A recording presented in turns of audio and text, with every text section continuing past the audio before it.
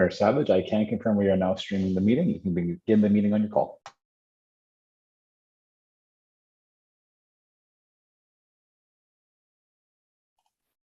Okay. Good afternoon, everybody. It is May the 17th, and this is our council meeting. I want to say hello to everybody who's watching, and I also want to acknowledge that we are coming from Mi'kma'ki, the traditional unceded territory of the Mi'kmaq people, and in HRM we consider ourselves all to be treaty people. All right, let's see who we have with us for the ride. Kathy, Councillor Daigle Gammon, are you with us? I know you've been a little under the weather, but we're going to try to join. Are you with us? Yes, Mr. Mayor. I don't have much of a voice, so but happy to be here, and mostly to save you all from having to watch a sniveling person. Unless I speak, my camera will be off. All right, understood. Thank you for making the effort to join us. Councillor Hensby. Morning, Mr. Mayor and colleagues. Here bemoaning the loss of my Bruins in the playoffs, the first round. Our only hope for the Stanley Cup to come to Halifax now is a fellow named Nathan McKinnon in the Colorado Avalanche. So all the best to Nathan's efforts in the West, and hopefully can bring it back here to the East, the Cup. Well, that's right. I'm pulling for Nathan in the Avalanche. And hats off to a valiant effort by Sidney Crosby to come back in Game 7 in that series, and to Brad Marchand as well. Councillor Kent, how are you doing? Hello. I'm well, Mr. Mayor. Thank you very much. Pleased to be here. And will we do community announcements a little later? I'll come back to that just after this. Yep. Okay, thank you. Thank you. Councillor Purdy. Good. I was going to say good morning, but it's good afternoon, Mr. Mayor and colleagues and everyone, staff and folks watching from home. And Councillor Hensby, I touched the cup. I have a picture with the cup and our dear Crosby. The Holy Grail. Councillor Austin.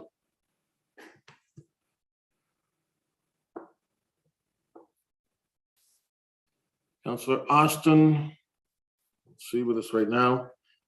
Councillor Mancini, if you are watching from where you are, you can explain that to me later. Councillor Mason. You'd better not be watching. Good morning, Mr. Mayor, colleagues. Great to be here. Looking forward to a fine day's work. Lead Councillor Smith. Good afternoon. Good afternoon, Mr. Mayor, colleagues. Look forward to the meeting. Awesome. Councillor Cleary, how are you? I am pretty friggin' fantastic, Mr. Mayor. Good afternoon, everyone. Afternoon. Councillor Morse. Good afternoon, Mr. Mayor, colleagues, and staff. Glad to be here and joining you for the meeting. Good to see you. Councillor Cuttle. Good afternoon, everyone. Happy to be here, especially for this public hearing. All right. Councillor Stoddard, how are you? I'm fine, thank you, Mr. Mayor. Glad to be here with my colleagues and those watching from home. This is a blessing to be here. Thank you. Our Deputy Mayor. Good afternoon, everyone. I am doing super fantastic, hanging out here today at City Hall, repping Hammonds Plains St. Margaret's. All right. Councillor Blackburn. Hello, good afternoon, everybody. And to Councillor Hensby, I say I am legally obligated by the state of Nevada, where I took my wedding vows, to say go Oilers. Thank you. Councillor Russell.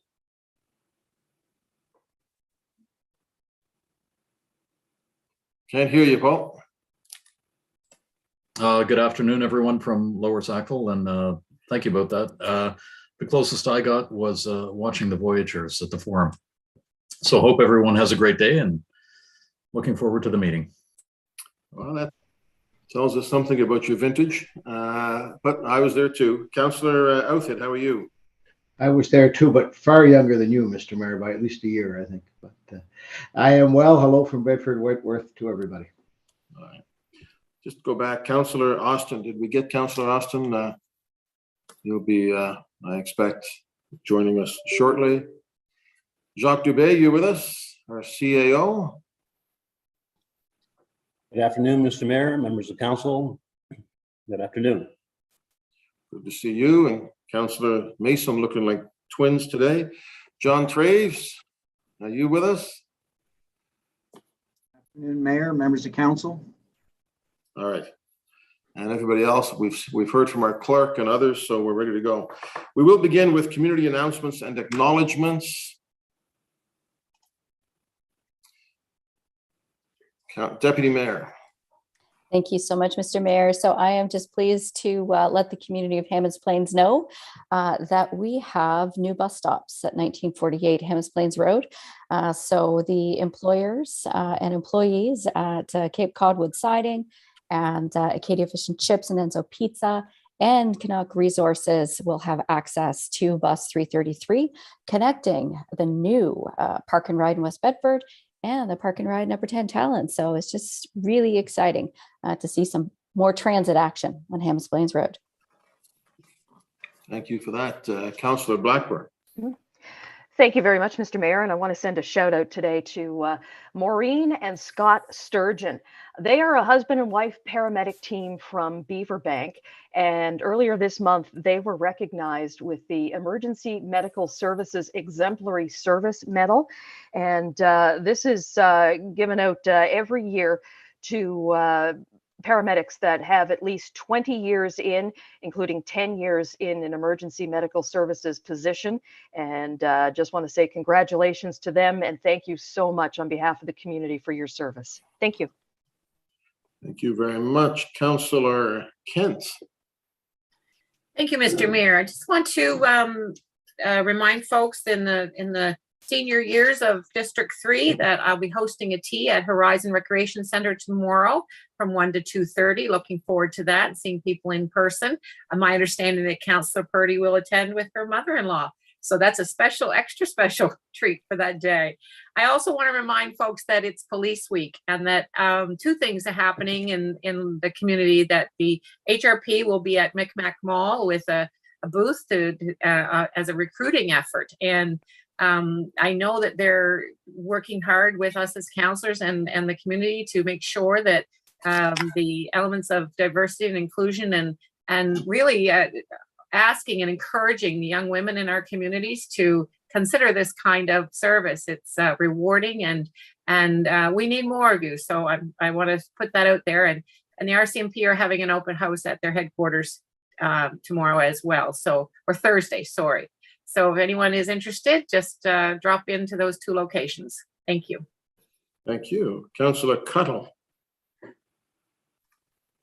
Thank you very much, Mr. Mayor. And I just want to give a quick shout out to all the teams and organizers who've been doing community cleanups over the last couple of weekends.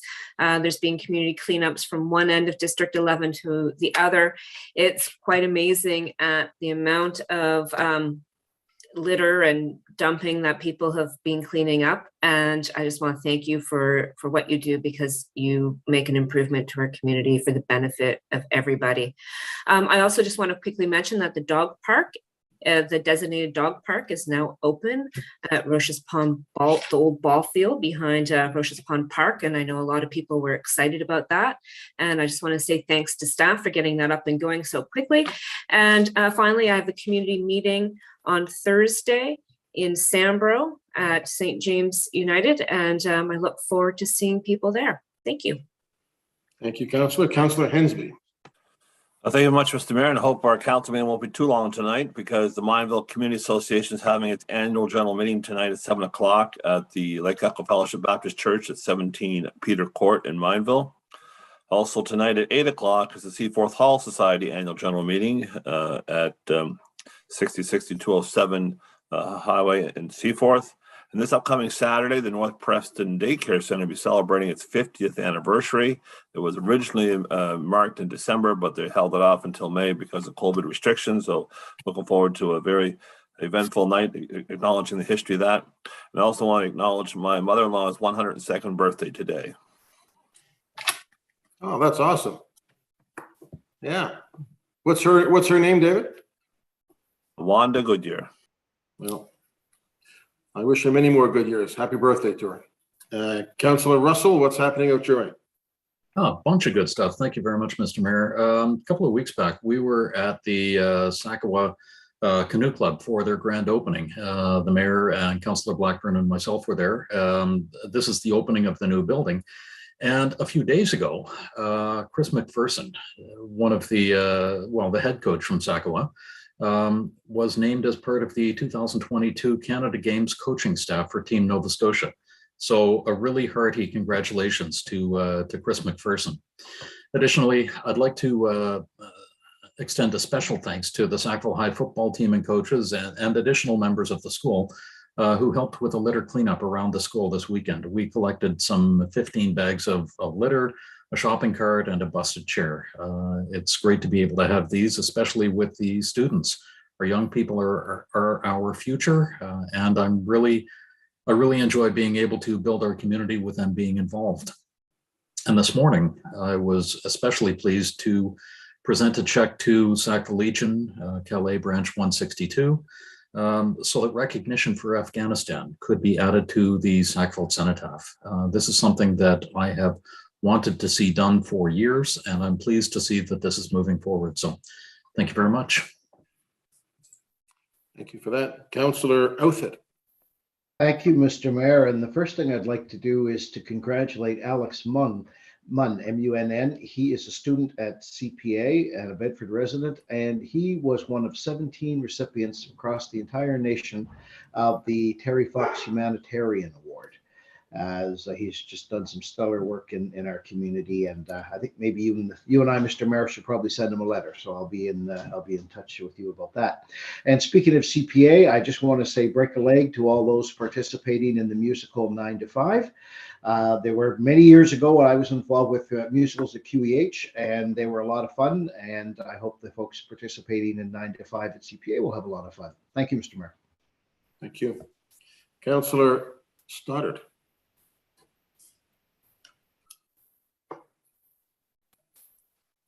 Thank you, Mr. Mayor and colleagues. I just wanted to give a shout out to Nancy Milchalk for over 20 years of service at the community center in BLT. That would be Beachville Lakeside Timberley. She has had over 20 years of service at the community center, and the members and the community thank her for her support to the kids.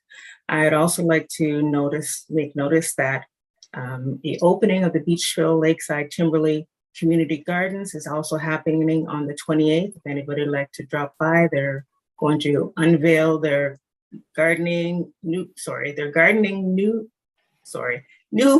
lot and their new shed. Thank you. Thank you, Councillor Purdy. Thank you. I just wanted to announce the winner of our first District 4 cleanup competition.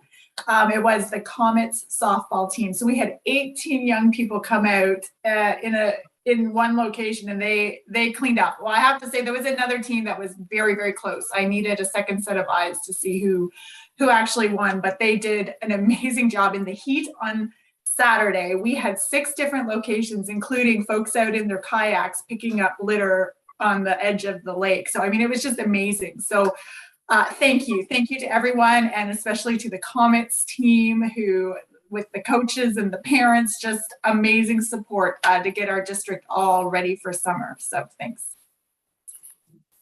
Awesome, thank you. Anybody else? Just to acknowledge that next Tuesday we're going to have our Citizenship Awards, unless I've got my dates wrong, which is a highlight of the year for us. It's going to be at Alderney Landing this year. That's the 24th of May. Look forward to seeing all my fellow council colleagues there.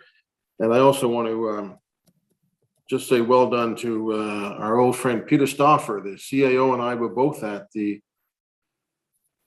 75th anniversary, 2 years delayed, of the liberation of Holland, of the Netherlands. And it was quite an amazing night, and Terry Kelly was there, many others, and Peter Stauffer put it together. Well done, Peter.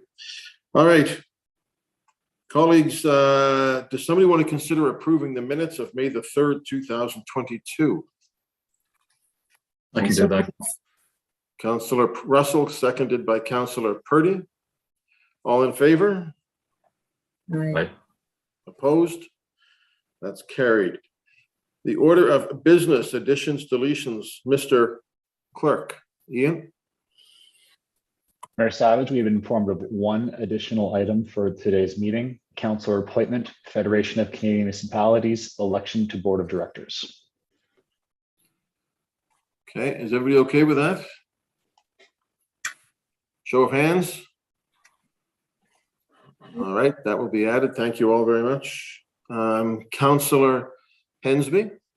Mr. Mayor, I'd like to have in-camera item 17.2 deferred until a future meeting of council, but also in the meantime to make this report public, so declassify and make it public for the public to see. If we want to have engagement, they need to know what we're talking about in this report. So I'd love to have the consent of council to defer debate on this matter, make the report public, and then have an opportunity to have a community dialogue.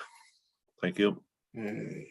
So Councillor Hensby is asking 17.2 to be deferred and it to be declassified. I'm just going to ask CAO or legal or Ian if there's any comment on that. Should cause us any concern. Thank you, Mr. Mayor. Through you. No, I have no concern about that. We'll take a look at before it's released, however, we'll take a closer look at the report to make sure there's nothing in it that that may be damaging to somehow damaging to our interest, but certainly support the idea in principle. John, you good? Mayor, there should be a motion to declassify it subject to a review by FOIPOP and for any other confidential concerns as the CAO mentioned. Okay, so the motion is, thank you, John. The motion is to defer this and to declassify it and make it public subject to privacy concerns. Councillor Hensby, is that's you okay with all that? Duly moved, sir. Second. Moved, seconded by the deputy mayor. Do we need to go to a vote on this, Ian, or can I do? As this is an action, Mayor Savage, this should be done through a vote call. Let's go to, unless somebody else wants to speak, let's go to the vote. Beginning with District 11, Councillor Cuttle. In favor. 12, Councillor Stoddard. In favor of the motion? 13, Deputy Mayor Lovelace. Voting yes. 14, Councillor Blackburn. Voting in favor of the motion. 15, Councillor Russell. In favor? 16, Councillor Oathead. Yes. Mayor Savage. Yes. 1, Councillor Daigle Gammon. In favor. 2, Councillor Hensby. Affirmative. 3, Councillor Kent. In favor. 4, Councillor Purdy. Sorry, voting yes. 5, Councillor Austin. In favor. 6, Councillor Mancini. 7, Councillor Mason. In favor. 8, Councillor Smith. 4, 9, Councillor Clary. Yes. And 10, Councillor Morse. In favor. Thank you. Mayor Savage, that item has been deferred. We will still need an additional vote for the approval of the order of business for today. Thank you. Is there anybody else on the order of business? Just to clarify, that motion was to defer as well as to declassify pending FOIPOP review. Correct. Thank you. Would now be the time to discuss moving item 12 ahead of item 9? Yeah, I'll be moving item 12. Yeah, I'll be, I don't know, I think I can just do that, Ian. I can just indicate, because it's a heritage hearing, it's advertised for 1 o'clock. We will do that directly before item 9. Okay. That is correct, Mayor Savage. It was advertised for 1 o'clock. It will be the item that happens at 1 o'clock. Okay, thank you, Councillor Russell. Okay, so in terms of the So moved, Mr. Mayor. Second. do we need to move that? The agenda, can I do that by show of hands? I think I can do that by show of hands, right? It's the consent agenda we have to vote on. Right. That is correct, Mayor Savage. Yeah, all those in favor of the order of business as amended, signify. Aye. Opposed, so that is carried. Thank you. The consent agenda. Somebody want to move that unless somebody wants to make a change? I so move. Second, Moved by Councillor Stoddard, seconded by Councillor Cleary. We'll go to a vote on the consent agenda. Beginning with District 12, Councillor Stoddard. In favor of the motion. 13, Deputy Mayor Lovelace. Voting yes. 14, Councillor Blackburn. Voting in favor of the motion. 15, Councillor Russell. In favor. 16, Councillor Outhead. Voting yes. Mayor Savage. Yes. 1, Councillor Daigle Gammon. Voting in favor. 2, Councillor Hensby. Affirmative. 3, Councillor Kent. In favor. 4, Councillor Purdy. Voting yes. 5, Councillor Austin. In favor. 7, Councillor Mason. For the motion. 8, Councillor Smith. 4. 9, Councillor Cleary. Yes. 10, Councillor Morse. In favor. And 11, Councillor Cuttle. In favor. Thank you. That carries. So colleagues, the following items have passed on consent. 13.1.1 is a fly past request for the Halifax Wanderers and the Canadian Armed Forces for June the 4th. 15.1.1 is to supply and deliver up to 60 40-foot battery electric transit buses. That's a big one, but we've talked about it before. 15.1.3, parking meters and pay stations. 15.5.2, regional special events grant report, and 15.6.1 from Heritage, 5375 K Street, Halifax, into the Registry of Heritage Property for HRM. Those are all deemed passed on consent. Business arising. Calls for declaration of conflict of interest. Motions of reconsideration. None. So at this point, we will go into our heritage hearing. And this is the request to include the Rocking Stone and Kidston Lake Park in the Registry of Heritage Property for HRM.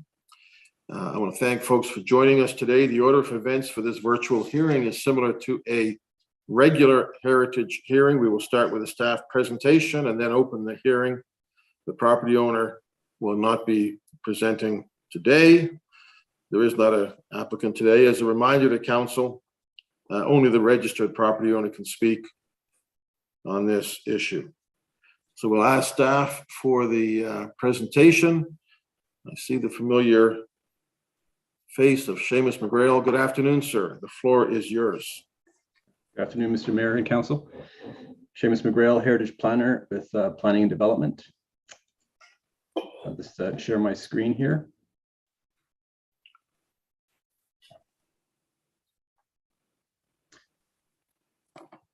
If you can all see my screen okay. This is a heritage hearing for the Rocking Stone. Request to include the entirety of Kidston Lake Park and Spry Field in the Registry of Heritage Property for the Halifax Regional Municipality. So as you can see before you, the subject property includes the entire municipally owned parkland called Kidston Lake Park, just south of Leibland Drive and Herring Cove Road in the community of Spry Field. In terms of some preliminary details on the application, this registration was initiated by Regional Council itself. The Rocking Stone was designated as a historic site under the former Halifax City Charter in 1971. This designation still applies even though this charter has been repealed, and it's purely a commemorative designation. And the property is under municipal ownership and has been since 1958. For this application is being considered under the heritage sites evaluation criteria, which differs from the usual heritage building evaluation criteria. There are 4 criterion, and it's scored a maximum of 70. And if anything scores higher than 35 points, the Heritage Advisory Committee passes on a positive recommendation to council. So I'll go through each one of these criterion. In terms of age, so the Mi'kmaq people likely had knowledge of this site dating back to thousands of years. The site is close to a freshwater lake, so it's quite possible that the Mi'kmaq people had knowledge of this rocking stone prior to the first settlers. The earliest published description of the rocking stone is found in 1823 edition of the Acadian Recorder, in which it is described as a wonder of nature.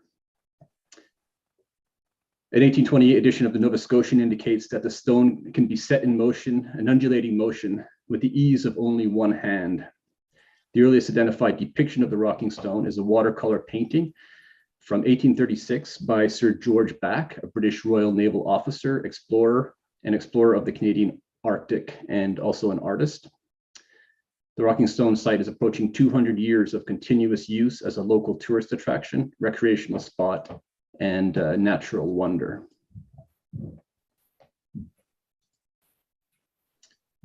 The rocking stone, the stone itself is a granite boulder, referred to as a glacial erratic, deposited in place at the end of the last glacial period, known as the Wisconsin glacial stage, which spanned 75 to 10,000 years ago.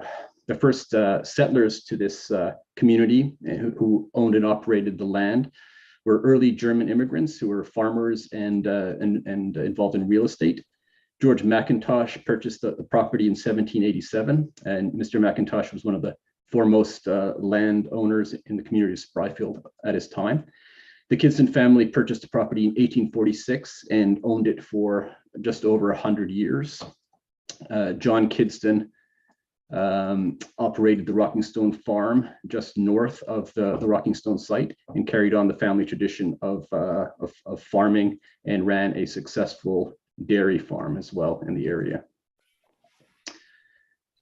John Kidston's brother and nephew, Arthur Kidston Sr. and Jr., were keen to see the Rocking Stone site protected and used as a recreational site. They donated the approximately 10-acre property of the Kidston's lands containing the Rocking Stone to the former municipality of the county of Halifax to operate as a public park.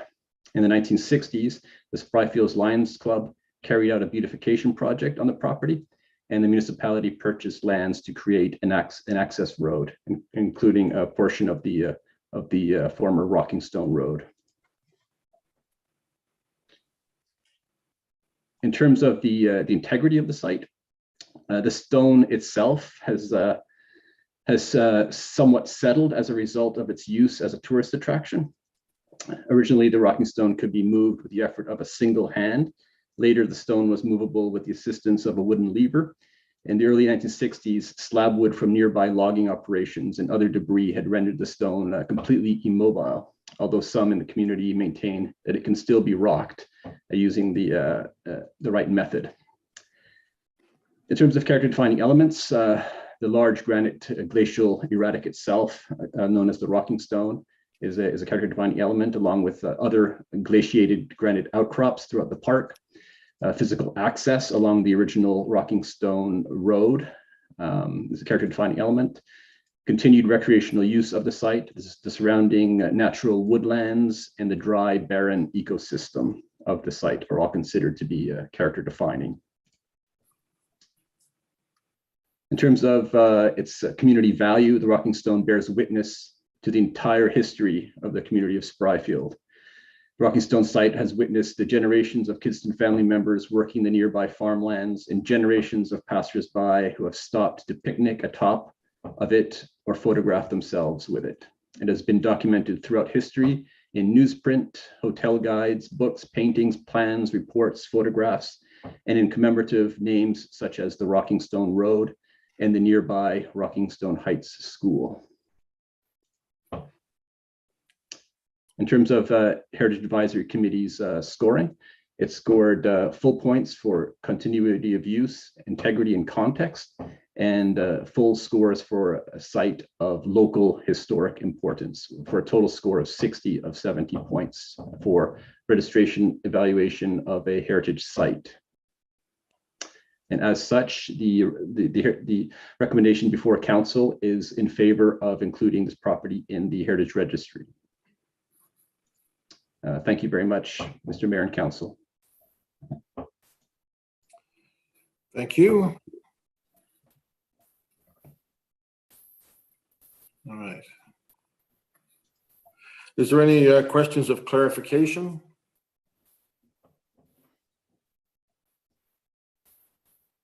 If not, open the public hearing. We are the property owner, so there is nobody presenting as a property owner. No questions of clarification, then I'll ask for a motion to close the heritage hearing. Motion to close the heritage hearing, Mr. Mayor. Deputy, seconded by Councillor Cuttle. All in favor? Aye. Aye. Okay, the hearing is closed. Council, what is your wish? Councillor Cuttle? Thank you, Mr. Mayor. I'd like to put the motion on the floor that Halifax Regional Council approve the request to include the Rocking Stone site at PID 003074662 in Kidston Lake Park, Halifax, in the Registry of Heritage Property for the Halifax Regional Municipality, as shown on map 1 of the February 3rd, 2022 report, as a municipal heritage area under the Heritage Property Act. Second. Seconded by Councillor Morris. Councillor Cuttle. Thank you, Councillor Morris. Yeah, so, as you can see through the report, this site has scored very highly, 60 out of 70, 60 out of a possible 70 points, really reflecting the importance of this both as a park and the famous Rocking Stone, reflecting its importance to the community. I just want to note that, this park has been used, documented about 200 years, both for tourism, recreation, and natural wonder, with the first recorded piece about it done in 1823. And the namesake of this park, of course, is after the Kidston family, who owned this land for almost 100 years, dating back to 1846. I had an opportunity to speak with one of the members, to connect with one of the members of the Kidston family in advance of this hearing. And I just want to note that the Kidstons, are very much community oriented and had a strong desire, as you saw through the presentation, to have this park established and to protect this lake and this iconic rock for the public to enjoy, for people to enjoy in the future. So I just want to note how important that is to Spry Field and to the lake, and that, as we're going forward, there's a lot of development pressure around this lake, and I think it's important that we continue to remember the historical importance as well as the ecological importance of this area. The Kidston family, they also have established Camp Kidston in Middle Musquodoboit, kind of reflecting their commitment to community over the years. And there's been a lot of effort at the local level. It was registered in 1971 as a heritage property under the old charter. And as well, back in the 1990s, there was a lot of effort put in by the Mainland South Heritage Society to restore the rock back to a rocking state. So for those of you who haven't been to visit the Rocking Stone, I would gladly, invite my council colleagues to come with me and explore the area and see this famous rock, and encourage others to go and visit this great gem of a park in our municipality. As we continue to, recognize it as a significant heritage site, there's always work to be done in our municipal parks, and hopefully I can work with staff in the future around some new amenities, bathrooms and change rooms. And I'm very pleased that we're finally getting this site protected once again, as it should be. So thank you very much to staff for your report, to the Heritage Advisory Committee for scoring this application, and to the Kidston family and other community members who have managed to keep this site cared for, and alive. Thank you. Thank you, Councillor. There's nobody else? Ready for the question? Question. Question.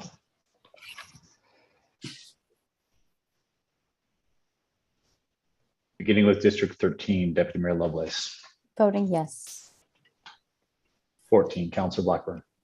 Voting in favor of the motion. 15, Councillor Russell. In favor? 16, Councillor Oathit. Voting yes. Mayor Savage. In favor? 1, Councillor David Gammon. Voting in favor? 2, Councillor Hensby. Affirmative. 3, Councillor Kent. In favor. 4, Councillor Purdy. Voting yes. 5, Councillor Austin. In favor. 6, Councillor Mason. 7, Councillor Mason. For the motion. 8, Councillor Smith. 4, 9, Councillor Cleary. Yes. 10, Councillor Morse. In favor. 11, Councillor Cuttle. In favor. And 12, Councillor Stoddard. In favor of the motion. Thank you. Motion carries. Thank you, Councillor Cuttle. We will go back on our agenda, colleagues, to number 9, which is a motion of rescission, standing in the name of Councillor Morse. As a notice of rescission requires 2/3 vote. Councillor Morse. Thank you, Mr. Mayor. I'll just read the motion then. That Halifax Regional Council rescind item 11.9.3 from the August 17th, 2021 Regional Council meeting, which requested a staff report as follows. That Halifax Regional Council direct the Chief Administrative Officer to write a report which will recommend the optimum percentage of HRM's annual budget to be dedicated to climate mitigation and adaptation measures for a minimum of the next 3 years. The report will provide recommendations to prioritize the most cost-effective municipal investments in net zero infrastructure, including but not limited to transportation, forest and land conservation, and other nature-based solutions, conversion of public buildings to low-carbon heating and cooling, and related HRM staff positions. The report will also include a range of financing options, tax implications, and timelines for achieving HRM's climate goals. Second. Seconded by, thank you. Thank you. I'm bringing this forward because I feel that this motion has already been addressed through a very thorough process on the part of Jerry Blackwell's team and also all the senior staff at HRM through the budget. And we have come up with ways of implementing Halifax, which was the goal of this motion. And I would also like to take one report off the shoulders of our hardworking staff. So that's the purpose of this motion of rescission. Okay. That was well said. All right. Ready for the question, colleagues? Question. Question. Beginning with District 14, Councillor Blackburn. Voting in favor of the motion. 15, Councillor Russell. In favor. 16, Councillor Oathead. Voting yes. Mayor Savage. Yes. 1, Councillor Daigle Gammon. Voting in favor? 2, Councillor Hensby. Affirmative. 3, Councillor Kent. In favor? 4, Councillor Purdy. Voting yes. 5, Councillor Austin. In favor. 7, Councillor Mason. For the motion. 8, Councillor Smith. 4, 9, Councillor Cleary. Yes. 10, Councillor Morse. In favor? 11, Councillor Cuttle. In favor? 12, Councillor Stoddard. In favor of the motion. 13, Deputy Mayor Lovelace. Voting yes. Thank you. That's carried. Thank you, Councillor Morse. Thank you. Colleagues, number 10 is consideration of deferred business. We have none. Notices of tabled matters. There is none. We have done the heritage hearing for today. Correspondence, Mr. Clerk.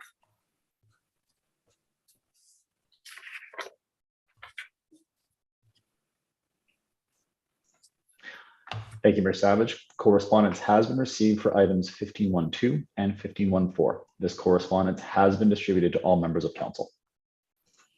Thank you. And we've done the fly past request. 13.2 Two colleagues, petitions.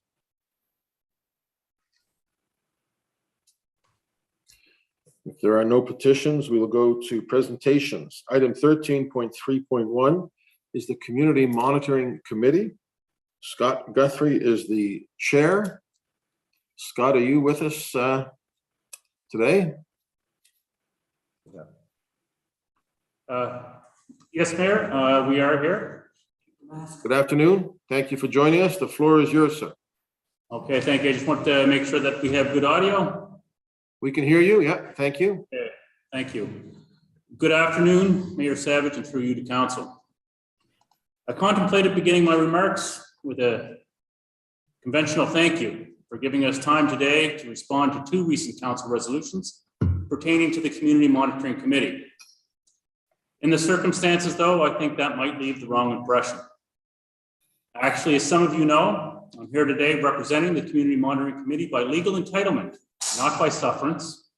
I refer to Article 906 of the 1999 legal agreement between the Halifax Waste Resource Society and the Halifax Regional Municipality. That's the legal agreement that established the landfill at Otter Lake. That alone should tell you something about the Community Monitoring Committee. And this is an important point. The CMC is not, and I repeat, not a community liaison committee, as HRM understands the term. Even though some councillors seem determined to treat the CMC as one, or wish to remake it into one, the committee is a creation of the 1999 legal agreement, which I just referenced, and the CMC mandate is set out in that document.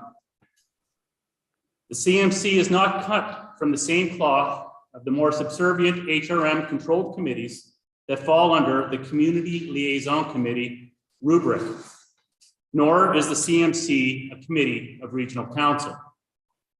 It is that feature of control, or perhaps I should say lack of it, that seems to be the crux of the problem that some councillors have with the CMC these days.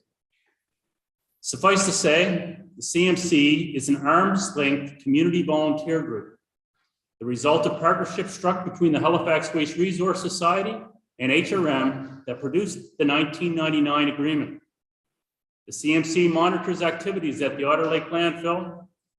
The committee reports its findings to both the communities adjacent to the landfill that the landfill and the CMC represents, and to its partner HRM, which is representation of the CMC committee. The CMC also advocates on behalf of the communities it represents on landfill concerns when the need arises. Now about those resolutions. First, I want to address briefly the Regional Council's stated desire to negotiate with the CMC to reshape its policies and protocols and to address financial, administrative, and governance concerns identified in the recent staff report. We agree that there is room for improvement when it comes to CMC's administrative and operational functions. We are open to looking at well-meaning recommendations for that purpose. In fact, we welcome them.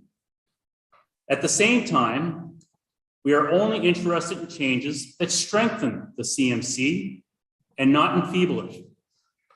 As your staff has pointed out, Article 5.09 of the 1999 agreement gives the CMC, and I quote, the latitude to establish reasonable processes of its own initiative, provided they do not conflict with the terms of reference set out in the agreement between HRM and the Halifax Waste Resource Society.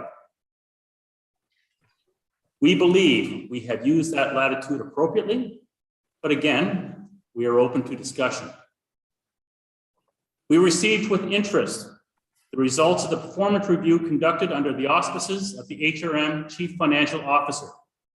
It was a review in which we declined to participate, not because we were against the review per se. Indeed, we think it's an important check and balance of the tax-funded operations such as our own. However, because of HRM's obvious conflicting interests, the executive felt that an independent third party, namely HRM's Auditor General or an independent auditor appointed by her, would have been more appropriate for the task and would have carried more weight. We even sent a letter to the mayor and councillors with this suggestion, but we received no reply. This is not a one-off situation. There have been a number of instances recently in which correspondence has gone unacknowledged. Our letters have gone missing in action, if you like. Where our review of HRM's business practices to be done, we think this periodic oversight might also call for some attention. To close this point, once again, we are open to discussion. Now I want to turn to the resolution proposes to defund the CMC by $47,500. That action will leave us with $42,500, which is less than half of what we had asked for this fiscal year. We think the resolution was an ill-considered and unjustified move.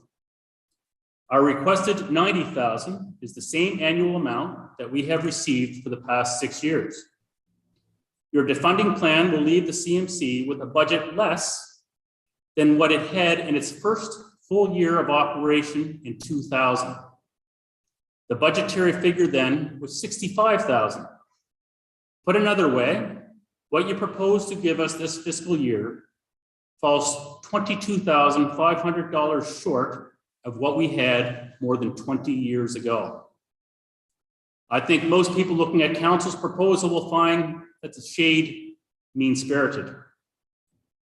The CMC's original annual budget of $65,000 remained unchanged until February 2016, when HRM staff reviewed CMC's allocation.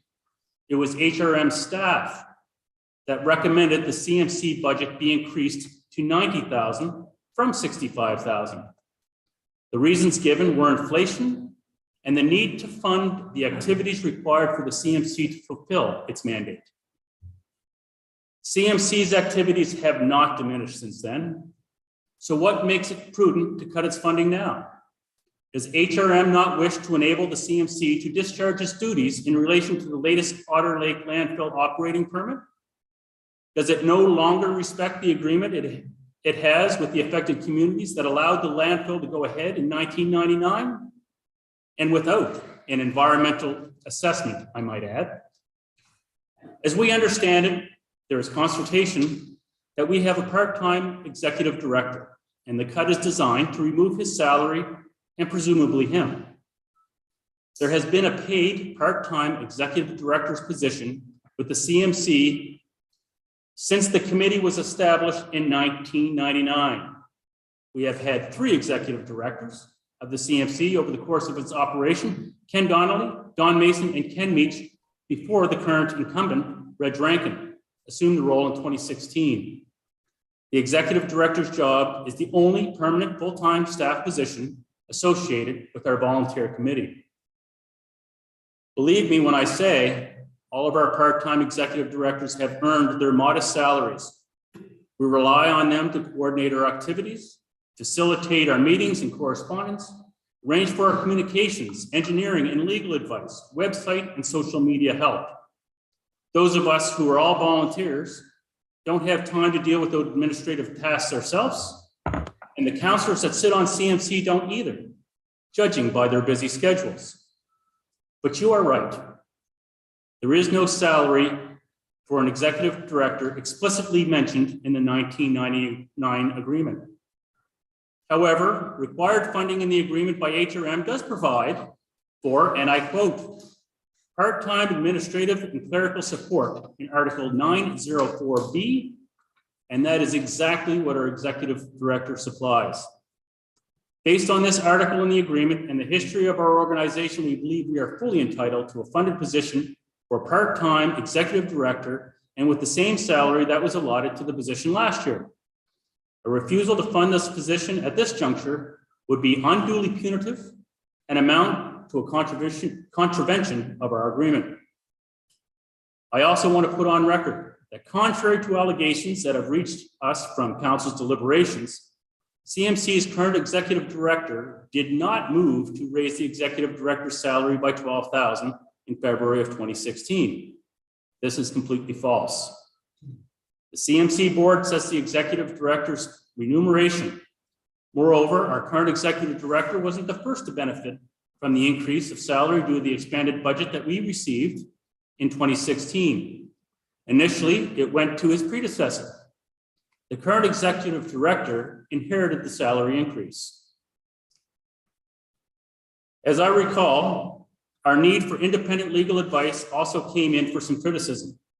Supposedly, this was highly improper of the CMC, when actually the CMC has routinely sought and paid for legal advice from its own lawyers since 1999. Our agreement provides for professional fees for services and advice on matters within the mandate of the committee, to be included as part of the allocation of the annual budget of solid waste management for CMC's expenses. HRM staff report in 2016 cited growing legal expenses. I'll say that again. HRM staff report in 2016 cited growing legal expenses as one of the reasons for recommending our budgetary increase back then. Past HRM councils have never had a problem with us seeking independent legal advice. CMC's budget needs have not changed, but its monitoring activities are likely to grow should the front-end processor and waste stabilization facility be deactivated. Yet, by all accounts, HRM will save $2 million from deactivation. We don't believe that $90,000, the same sum that we have received since 2016, is unreasonable to expect again this year. So why this concern now about our budget?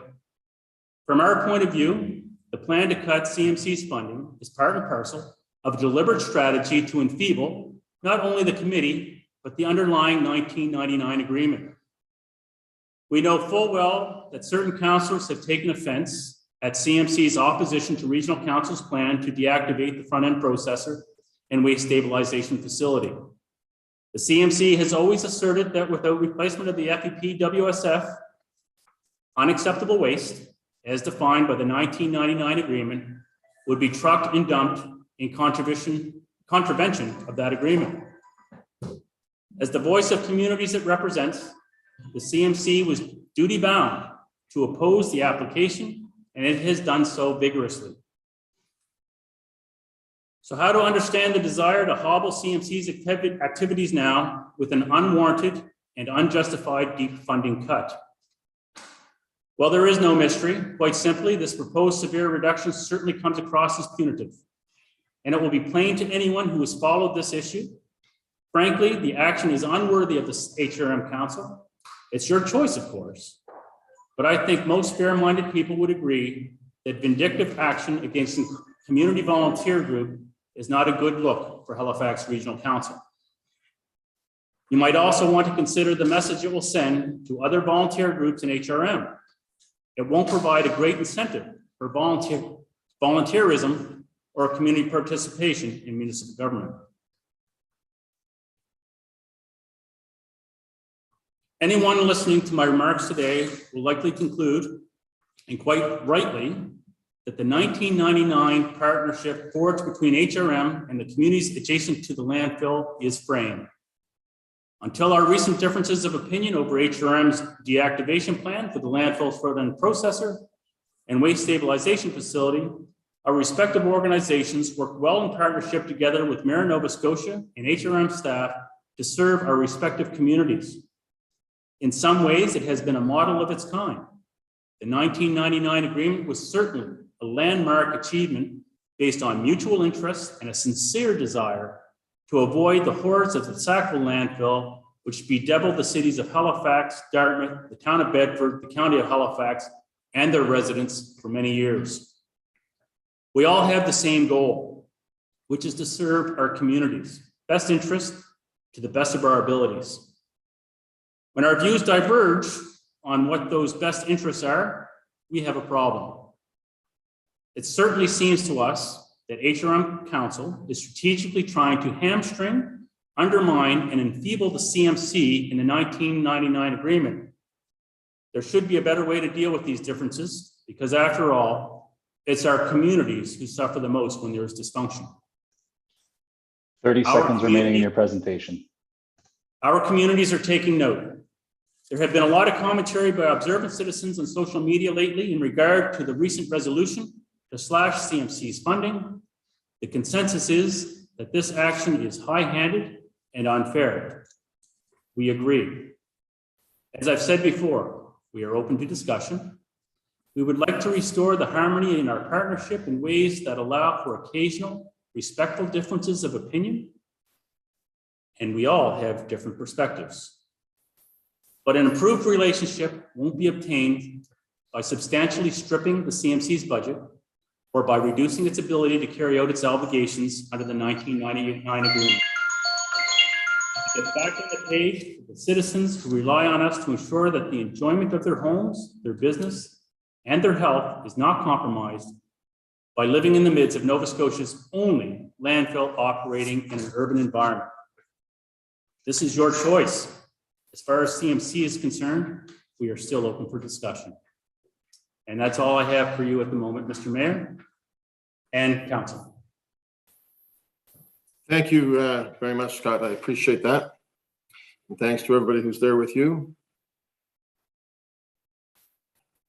If there's no recommendation on the floor, and there's Deputy Mayor. Thank you, Mr. Mayor, and thank you, Mr. Guthrie, for your presentation. Can you hear me okay?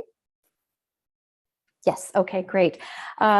This is really important, for you to be here, and indeed, I will say historic, to make this presentation. I think this is a great opportunity for us to, to work together. And certainly, as I've said in the past, what a good opportunity this is to modernize the 1999 agreement. My only question to you today, because this presentation that you've made today is so important, I'm wondering why it is that the CMC did not send any notice to the CMC membership, to the community. There was no notice on the Facebook page or emails or anything. So I'm just wondering if you can speak to that, because I would think that we would have received letters and correspondence from the community in support of your presentation today. Mr. Guthrie. Just to put that on me. There was a board meeting.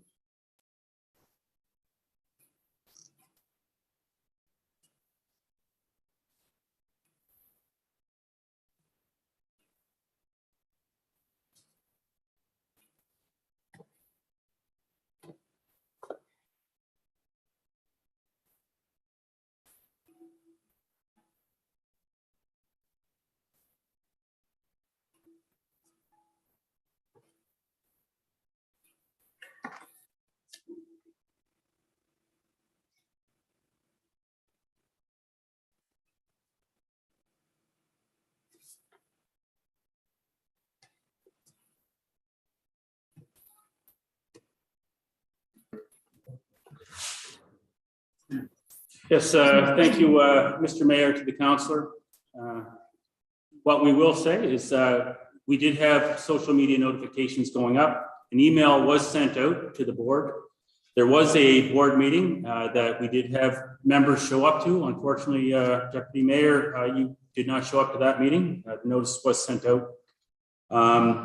As you can see behind me, I have a number of members of the local community and the affected communities behind me. They've all received notice. So we did communicate. We did not have time by the time we had notification when our dates were going to be to send out letters to each constituent or to get anything into the masthead for public notification. We just received the final notification what our date and time would be and did not give us enough time to get that type of correspondence out. Thank you, Mr. Guthrie. I will note that the last time your Facebook page was updated is April 8th. And so there was not notice on your social media, but if I was sent notice and the other HRM volunteers were sent notice, we did not see it. But thank you so much for your answer. I appreciate that. We just to add to that, we also we advertise on the local affecting communities social media pages in Beachville Lakeside, Timberley, and along the Prospect Road. Thank you. Okay, thank you. Seeing no other questions, we thank the CMC. Thank you, Mr. Guthrie, for your presentation and everybody for showing up today. Mr. Mayor, Council. Enjoy the rest of the day. Okay, colleagues. We will move ahead to information items that have been brought forward. 14.1 is Deputy Mayor Lovelace, environmental concerns at the Puddle in Queensland. Thank you so much, Mr. Mayor. I do appreciate this report coming forward from staff. I think it was, this has been a long-standing issue for the community of Queensland, and certainly a much-loved swimming hole. This is a very significant issue when you have this level of construction. So it's Highway 103, that twinning work, it's up the hill from the puddle. And so the siltation, of course, is coming down into the puddle. There have been multiple calls to the Department of Environment because wetlands are considered, the jurisdiction of the province. I understand why staff, wrote the report that they did. Clearly, municipalities do not have that jurisdiction, but it is concerning, I think, for the size that we are with HRM, that we don't have any kind of authority or any kind of stick, whether it comes, down to fines or issuing orders or that kind of thing. I was hoping that this report would indicate at least some kind of way forward. Now, in speaking with staff, I'm not sure if Emma Waddy is here or not, but in speaking with staff, I think that there is an opportunity for us to strengthen our ability to enforce some of these safety measures and protections for our wetlands. And I just want to remind my colleagues that in St. Margaret's Bay, we are an active fishery.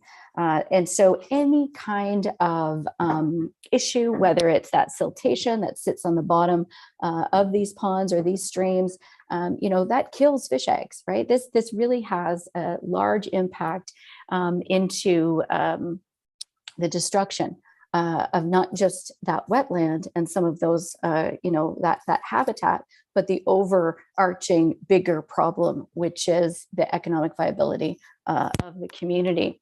And so while I don't have a motion, I do think that we have an opportunity here to, think about ways that we can either request changes to the Halifax Charter to strengthen some of our bylaws, such as the lot grading bylaw, which doesn't mention wetlands at all. And we do know that it takes the Department of Environment significant amount of time, upwards of 8, 9, 10 months to actually do the review. And so I think during that time, of course, we're seeing more and more destruction of this wetland. And, this not only is causing stress to the local community, but it's causing significant stress to the habitat, to the fish. And, obviously, it could potentially be carrying these toxic, compounds throughout that entire water course. So I wanted to bring this forward because I do think that there's an opportunity for us to, request more authority from the province of Nova Scotia. And I'm not sure if legal can address the opportunity that we have here to actually do that, or whether or not HRM has done it in the past, but perhaps we need to, ring that bell again. Solicitor, if you can speak to that, please. I'll let the solicitor speak to it. I also see Emma Waddy has joined us, if she wanted to say anything. John, do you want to go first? So, through you, Mr. Mayor, to the Deputy Mayor. So unfortunately, the environmental issues are a provincial matter for which I'm not aware there's ever been any intent to share jurisdiction with a municipality. We have no jurisdiction directly or indirectly over environmental matters, particularly in a situation, unfortunately, where you have a provincial undertaking with respect to a provincial department building a provincial highway and impacting on provincial water courses. And so it really does leave us with, the reality. I would suggest that this is a matter for the provincial Department of Environment. And I would be surprised if there was a willingness to share jurisdiction over environmental matters where they currently have concurrent jurisdiction with the federal government on issues such as fisheries and others. And those overlaps are challenging already. But I leave you with that for consideration. Thank you. Any comment from staff as if Emma's available, or Shannon? Shannon? Thank you, Mr. Mayor. Shannon Miedema, Director of Environment and Climate Change, through you to the councillor. I just wanted to add, so that report was really short and maybe not so sweet because of kind of the scope of the motion and the project and problem itself. But we are actually spending a lot of time thinking about wetlands and protections. It's a hot topic and it should be in our municipality. We recently hired a new environment specialist who actually came to us from Ducks Unlimited and is a wetlands specialist by training. And she has revitalized a wetlands working group that includes staff from the provincial government, as well as some other key wetland stakeholders. So we just had a big kickoff meeting that she organized a couple of weeks ago. So that's one really promising kind of collaboration that I think will help move the needle on this.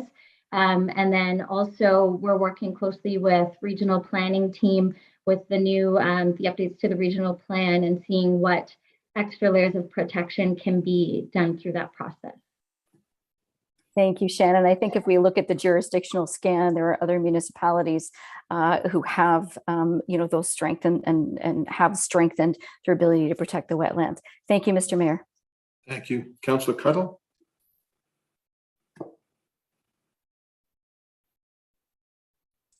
Patty, you're muted. You're on mute, Councillor. Okay, here we go. Yeah, thank you very much, Mr. Mayor. And this is just a question, related to this, in that when we look at the puddle and the report on this, we clearly identify that there's a jurisdictional issue.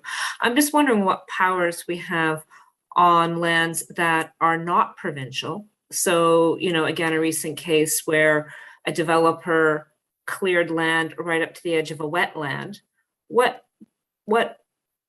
recourse do we have at the municipality against developers who don't respect riparian buffers around wetlands?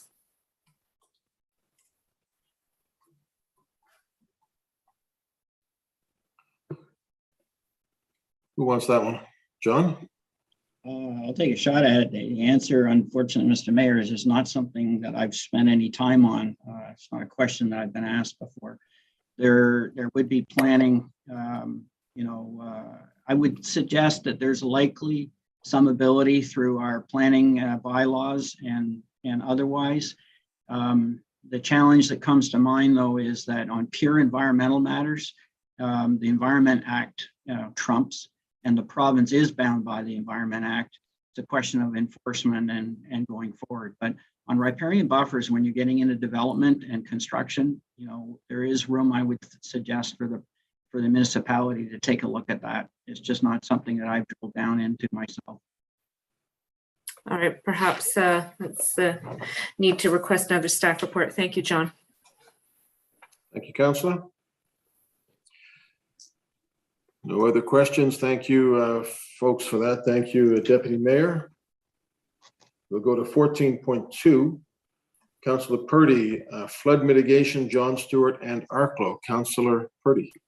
Thank you, Mr. Mayor. Yeah, thank you. I wanted to bring this information report forward from our last council meeting. I just had some questions and some clarification I wanted clarified for me. This flooding issue from the Bissett Run has been a serious and costly problem for decades for residents of District 4, and it was probably the first district issue I was made aware of coming into this position. And there is nothing worse than feeling completely helpless as folks are sending their pictures into me play by play in real time as the flooding increases. And there's not really a rain event that goes by, including the one from last night, that I don't get an email with pictures from severe flooding, backyards, basements, and of course Fong's, our beloved longtime family restaurant here on Cole Harbour Road. So I'm not sure who is here from staff who could possibly answer these, but I'm going to just rhyme them off and hopefully someone is going to catch them. Number one, have staff consulted with Halifax Water to determine if it has the capability to improve the level of maintenance to clear both the debris grate located near 1241 Cole Harbour Road, which is Fong's, and the cross culvert? Number two, has the small scale study to further investigate the downstream impacts of the proposed storm system been funded by the operational budget yet? Was that included in the mitigation report from last council meeting? I wasn't sure if that report was the report that was referenced. Has the owner of Fong's been approached by HRM Real Estate? I thought potential property acquisitions were kept in camera and private, yet it's very blatant in this report that that would be part of a possible solution to the flooding. So that is a bit confusing to me. And the fourth and last one, the system of drainage built by the Nova Scotia Department of Housing was never accepted by the former Halifax County because it failed to meet their standards, and it still does fail to meet the standards, hence the massive flooding. So this system is still owned by the province. And I'm wondering, is there no onus on the province to upgrade a dud system that has never functioned properly? And if there is an onus on the province, what can we do as HRM to kind of initiate for them to perform the necessary infrastructure upgrades to that system? Okay, who do we have on staff that can address some of those?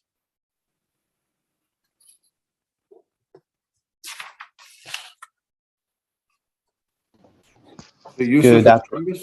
Yeah. Yes, Mr. Mayor, good afternoon. Good afternoon, Yusuf Bush. Can you hear me okay? We can hear you, sir. Perfect. Good afternoon. Through you, Mr. Mayor, to the rest of the council. My name is Yusuf Haboush. I am a program engineer with Planning and Development. And I'll try to take a stab at the questions that the councillor has posed. So through you, Mr. Mayor, with respect to the consultation piece with Halifax Water, we have been working with Halifax Water on this matter for a number of years now, even stemming from the original NDMP study. And so we are in constant conversations with them. And as it happens, that Kenna McKenzie is actually from Halifax Water here to address something that I may have missed from their part. However, my understanding is that they do routinely go out there and clean the grates behind 1241 Cole Harbour Road, and that's taken care of by their operational staff. With respect to the second question, the small scale study, can you elaborate a little bit on what you're the information that you're looking for here, please? In this report, in the information report, it said that there was a small scale study that staff recommended that would have been funded by the operational budget. So I wasn't clear if that study has already been funded or not, because I know that on the recommendations from the mitigation report from last council meeting, it seemed to indicate that the study was done for this particular location. So is that one and the same? Are they talking about the same study there, or is there another study yet to be done that is supposed to be funded by our operational budget? So through you, Mr. Mayor, to the councillor, this study is the one that Dylan has completed, and this is a hydrological and hydraulic detailed study of the watershed that provided these recommendations that are part of this information report. And so what's part of the actual NDMP report that went in last week's meeting is to take these recommendations and action them essentially. And so just jumping over to the fourth point or the fourth questions that was posed regarding the province engagement. We have engaged the province, and there is some recognition that this system requires some mitigation. However, there's no action as of yet. But I would bring forward to your attention the recent ICIP Green Environmental Report that went before Council I'll just pull it up here. It was on March 22nd where we did apply for funding for essentially of $3.6 million to mitigate this site. And this funding is going to be carried out. So the detailed, what we will be looking for to utilize this funding for is to actually come up with a more detailed design for the recommended solution. And this brings me to the third point where it's mentioning that this is a property matter and that it being discussed in camera. We have discussed this we have had internal discussions, and the recommendation was that it can move forward to before council as it is the way it is right now, given that it's a excuse me, that it's an information report. And if we have approached Fong's yet, we have not, for the sole basis that this is not the final solution as of yet. We during the detailed design, we would be looking at a number of solutions that could be alleviate the purchase requirement for implementing the proposed solution here. May I ask one more question, Mr. Mayor? Go ahead. Thank you for that answer. So the 3.6 million that came to council in March, apply for funding, was that granted? Can you refresh my memory? Was it granted, and was that 3.6 for this particular location only? So through you, Mr. Mayor, to the council, the 3.6 was for this location only. However, it's not granted. We have applied for it. We received direction from council to move forward with a $3.6 million application, which has been done. It's with the province right now in review in the queue. It could take anywhere from a few months to 6 months. I'm not really sure when we will hear back on the application process status. And will you inform us when you do hear back? Through you, Mr. Mayor, to the council, yes, we would. Okay. All right. Thank you. That was very informative. Thank you, Mr. Haboush. Thank you, Councillor. There's nothing else. Thank you for that.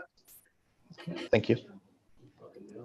Colleagues, we'll move to reports, the first one of which has passed on consent, which is to supply and deliver battery electric transit buses and chargers. That's 1511. 1512 is proposed amendments to administrative order respecting private road maintenance and the establishment and use of community area rates. Deputy Mayor, I believe. Yes, thank you, Mr. Mayor. I will put the motion on the floor, 15.12. I move that Halifax Regional Council 1 approve the resolution to approve area rates and uniform charges for fiscal year 2022-2023, as well as the schedules of area tax rates and budgeted revenues as set out in Appendix A and Appendix C, the staff report dated April 5th, 2022. And 2, adopt the amendments of Administrative Order 2018-003 ADM respecting private road maintenance and Administrative Order 2019-005 ADM respecting the establishment and use of community area rates in the Halifax Regional Municipality as set out in Appendix H to the staff report dated April 5th, 2022. Second. Second by Councillor Blackburn. Deputy Mayor. Wonderful. Thank you, Councillor Blackburn. I appreciate the work that has gone into this. I know that, working with volunteer groups can be quite difficult, especially when we have these differences in time period with regards to HRM's budget and then the AGMs of the nonprofit groups, and trying to meet in the middle somehow to make sure that they have access to their funding through the area rate. Thank you, staff, also for reaching out to the White Hills group. As some of these nonprofit community groups sort of paused during COVID, I think, and some of them are now being able to come back together and get engaged and involved together to create some of these great events in their community. Obviously, we want to be there to support them. So thank you, staff, for your work on this. In particular, though, I do have some questions for staff with regards to the St. Margaret's Village Residents Association. This has been an ongoing concern. Obviously, when you have a community group that needs to do snow clearing and road maintenance on roads, one, that they don't own, and two, only on roads that they're only receiving money for the dwelling properties. They're not receiving the funds for the properties that don't have the dwellings. And so what that means is, as the dwellings are being built and constructed, you have all of these heavy equipment trucks going back and forth on these roads, on these private roads, which the community group needs to maintain, but they receive absolutely no funding. So I think what we're doing here is righting a wrong, quite frankly, that was done in 2012 when Regional Council voted to only do the $450 for those lots that have the dwellings on them. And that my questions for staff is that, here we are more than doubling the amount of properties that will receive this area rate, this fee. And so we're moving from $49,500 a year to $109,800 a year. Hopefully this will address some of the need on these private roads. But here's what I don't understand. Why is it that in this admin order, it states private road area rates are not permitted to be used for capital projects? I'm thinking a capital project is a culvert. It's road rehabilitation. So I'm wondering, how can this community group, A, do these kind of capital projects when the admin order says that they can't spend the money on capital projects? And B, when we're looking back to the covenants that were created way back when, and considering that those covenants, those protected covenants, are the actual legal document that's connecting that nonprofit group to the legal owner of the roads. And at this time, nobody seems to have a legal contract in place. So I'm hoping Renee Towns is available to speak to that. Thank you, Mr. Mayor. Thank you, Deputy. Let's see who we have.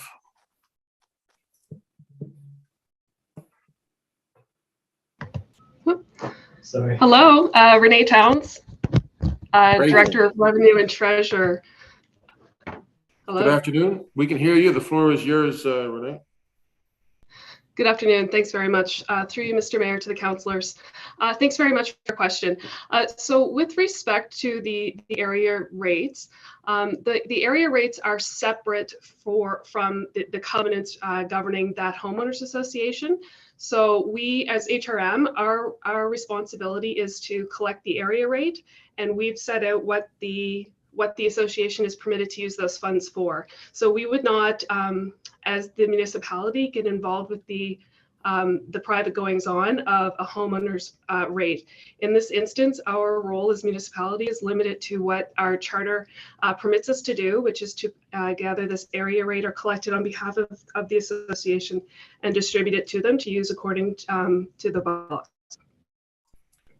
Right, but if they're not allowed to actually use these funds on capital projects, then I don't understand how they can maintain roads, when the whole point of having the private road rate is so that they can upgrade their roads. But we can't spend it on culverts or rehabilitation.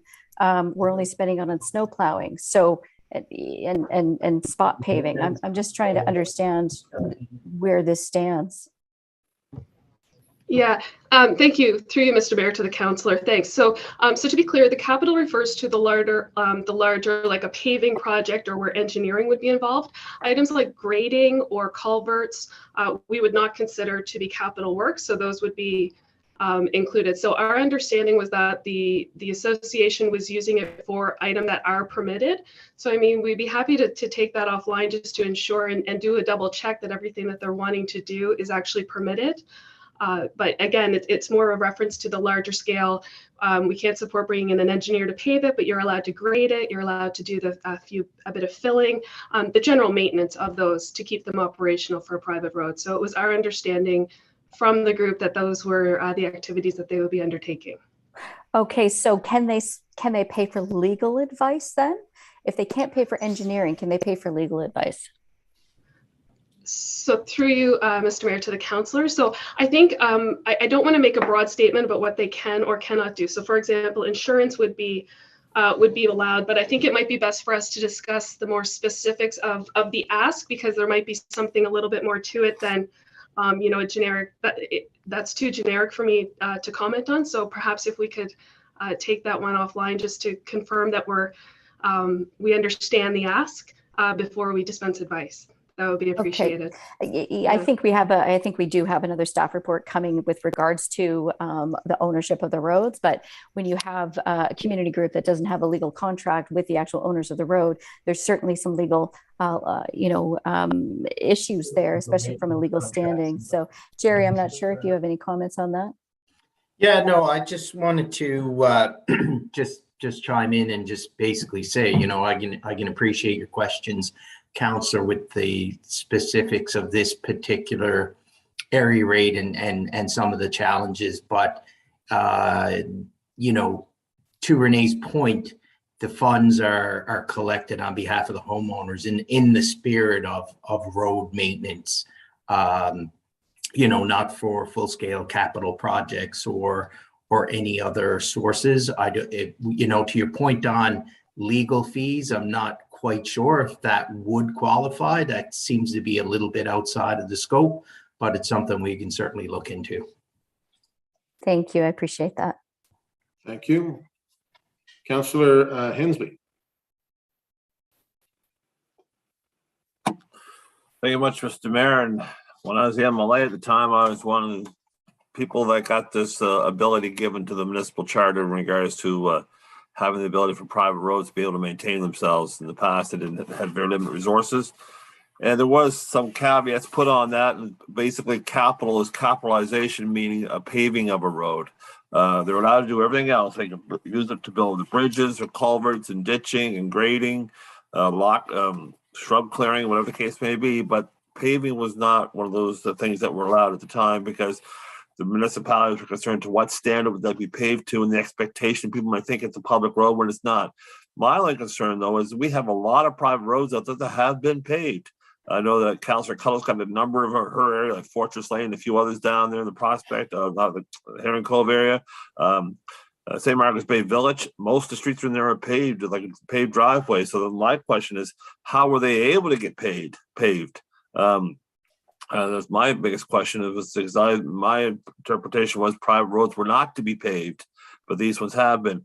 I have no problem if we want to ask for charter amendments to allow for capitalization of private roads, and they can maintain and build to their own standard. If they wish to have a paved driveway with 2 inches of compressed asphalt instead of the standard 3 inches, so be it. But as long as they understand and appreciate that that's going to be a private road, the only way it's ever going to be taken over by the municipality, it has to be brought to a full engineered public standard, which we have to do the crosscuts and proving that the sub base and the base is built to the proper standards. But in the meantime, that's what I'm kind of curious is how some of these private roads have gotten paved and how were they paid for. My assumption was through these area rate taxes for local roads for their own private lanes. So I'm curious as how they were allowed to be paved in the first place is my biggest question. Is that a question for staff, for Councillor? Yeah, I don't know if it was a part of the subdivision approval process, or did the developer pay them to a driveway standard and then charge them lots and stuff. I'm just kind of curious of how these private roads were allowed to be paved. I don't know if Ms. Towns has an answer for that. Through you, Mr. Mayor, to the councillor. Thank you. I'm afraid I'm not aware of any private roads that were actually paved, so I'd have to defer to my colleagues in TPW to see if they had any additional background on that, or perhaps there's a list that you have, Councillor Hensby. We'd be happy to look into that. To reiterate, it certainly was not the intent of the area rate gathered under the private roads to be used for paving. Okay. Thank you. Maybe that's something you can discuss with Councillor Hensby offline. Thank you. Councillor Cuddle. Thank you, Mr. Mayor.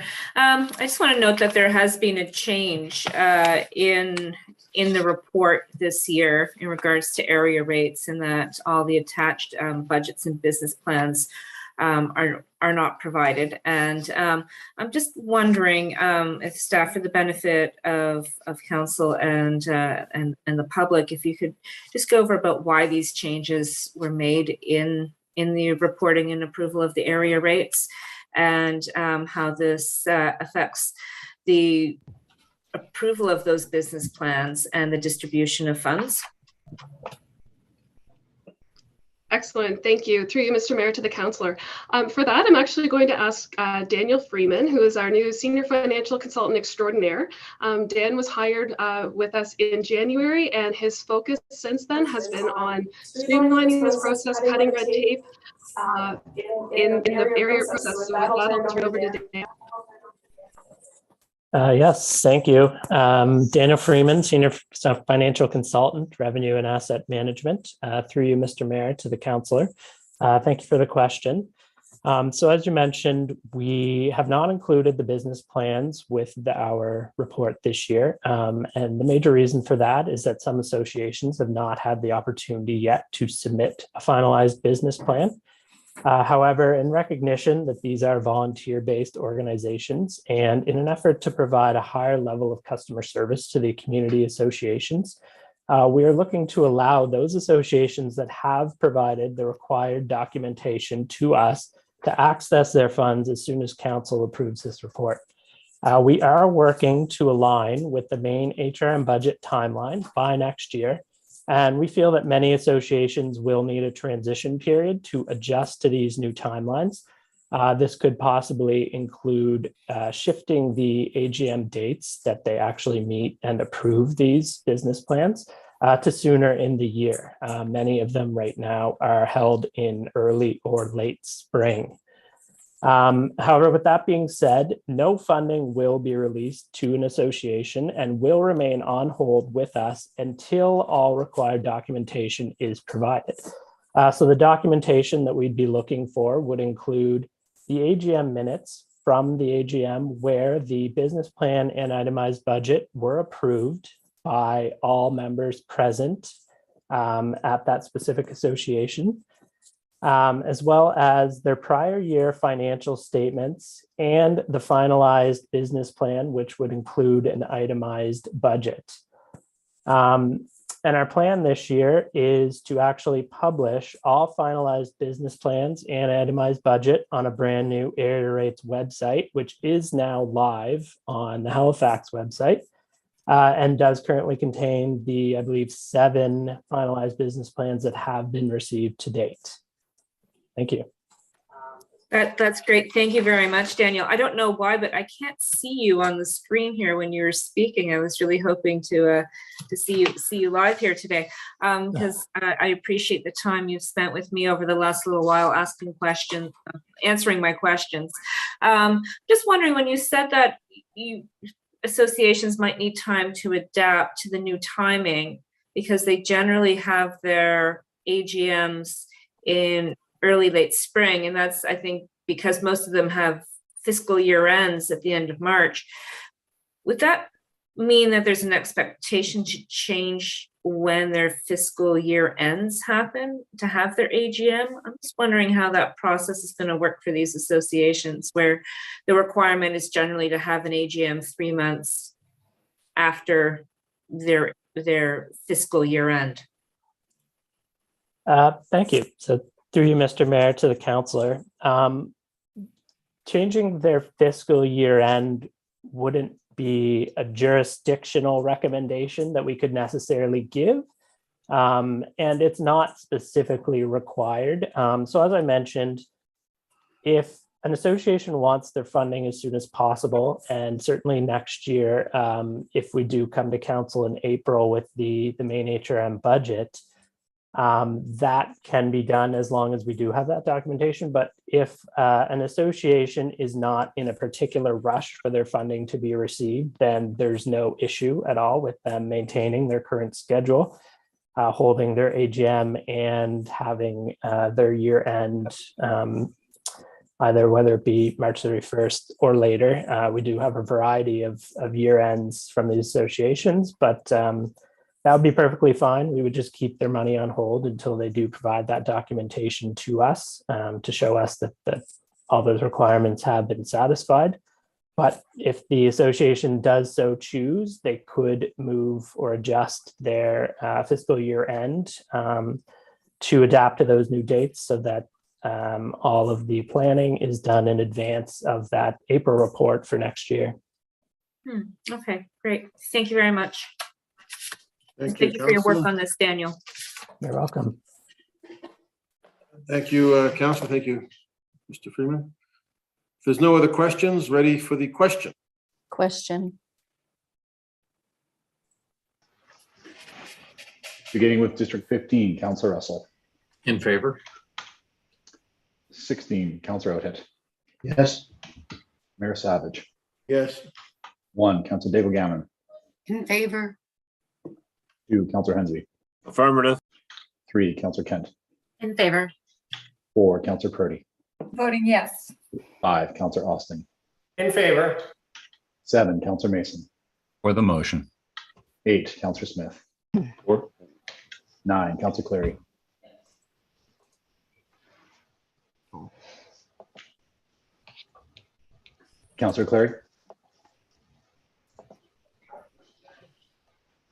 10, Councillor Morse.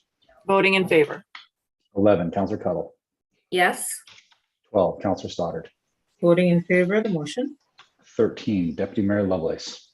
Voting yes. 14, Councillor Blackburn. Voting in favor of the motion. Councillor Clary. Thank you. Okay, that motion carries. Thank you, Deputy Mayor. Item 15.1.3 has passed on consent. That was an amendment respecting parking meters and pay stations. We will go to 15.1.4, Otter Lake Community Monitoring Committee funding. Deputy Mayor. Yes, certainly. Thank you, Mr. Mayor.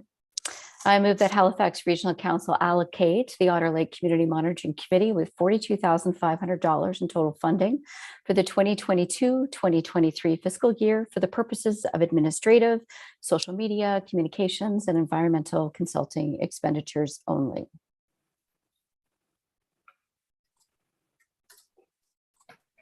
Second for that. Second. Second, Councillor Blackburn. Deputy Mayor. Thank you, Deputy Mayor. Everybody was holding out on me there for a minute. So I think that we've talked about this quite a bit. Again, I just want to show appreciation to Mr. Guthrie for making that presentation, the staff report that came out on April 5th. This is a continuation of that discussion that we had at Regional Council, which we debated discussed at length.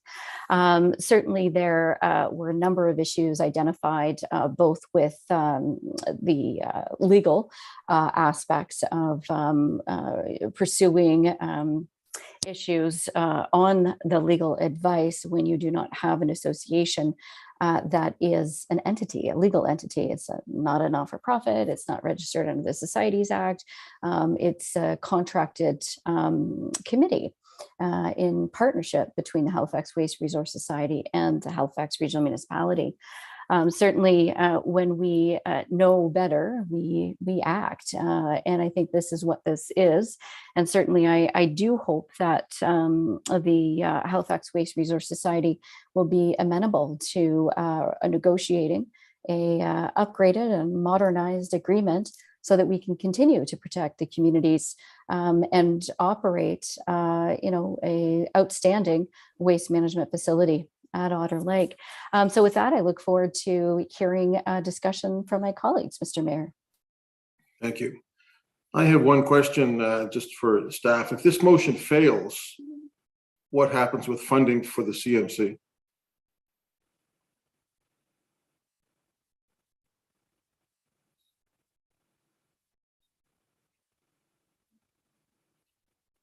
Colin?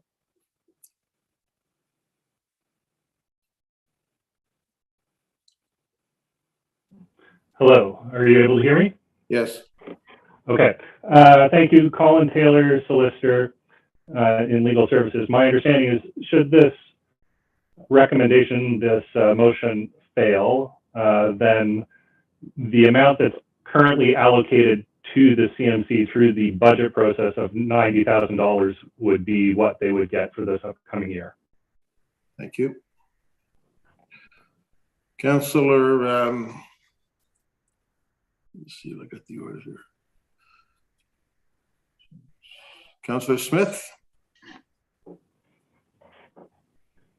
Thank you, Mr. Mayor. I think Councillor Cotto might be before me. I see that as, I think that was prior. I think that was the previous question. Okay, no, that's fine. So I don't know if this is a question for Colin or somebody else. So related to the presentation we got from the monitoring committee and the salary piece, the reason that the salary is not included in the current motion, that's because of the direction that was given by council, correct? That is correct. This is arising from council's motion from April 5th. Right. Okay. So that's what I thought. So I was wondering, there wasn't really much in the report that spoke on salary, but just that confirmation kind of helped. So the only comment I would make is, and I don't fully know, and I actually should have asked this question, I don't fully know what the daily activity of the monitoring committee is, and I think having some clear guidelines in how that operates will be beneficial in the future, and I hope that they do decide to come to the table, because I don't know what the daily operations are. I do think there is a warrant for some type of salary, an actual part-time salary, because my rough calculations from what I see here, $42,000 a year on a part-time salary is almost $35 to $40 an hour, and that's really not part-time. So I think if we are actually talking about having a part-time ED that's needed for the daily activities, I would be open for us to have that discussion and maybe look at expanding this pending this discussion, because I think there is a need for some administration and somebody who's thinking about it, at least on a part-time basis. And this today doesn't really allow that from what I see. I don't think $42,000 is appropriate for saying part-time for an organization, but it could be worthwhile I'm not going to put a motion forward. If Councilor or Deputy Mayor is interested in doing it, maybe adding something just as pending discussions in case they do determine they need somebody part-time to help deal with some of the day-to-day tasks. But again, I don't know what those day-to-day tasks are.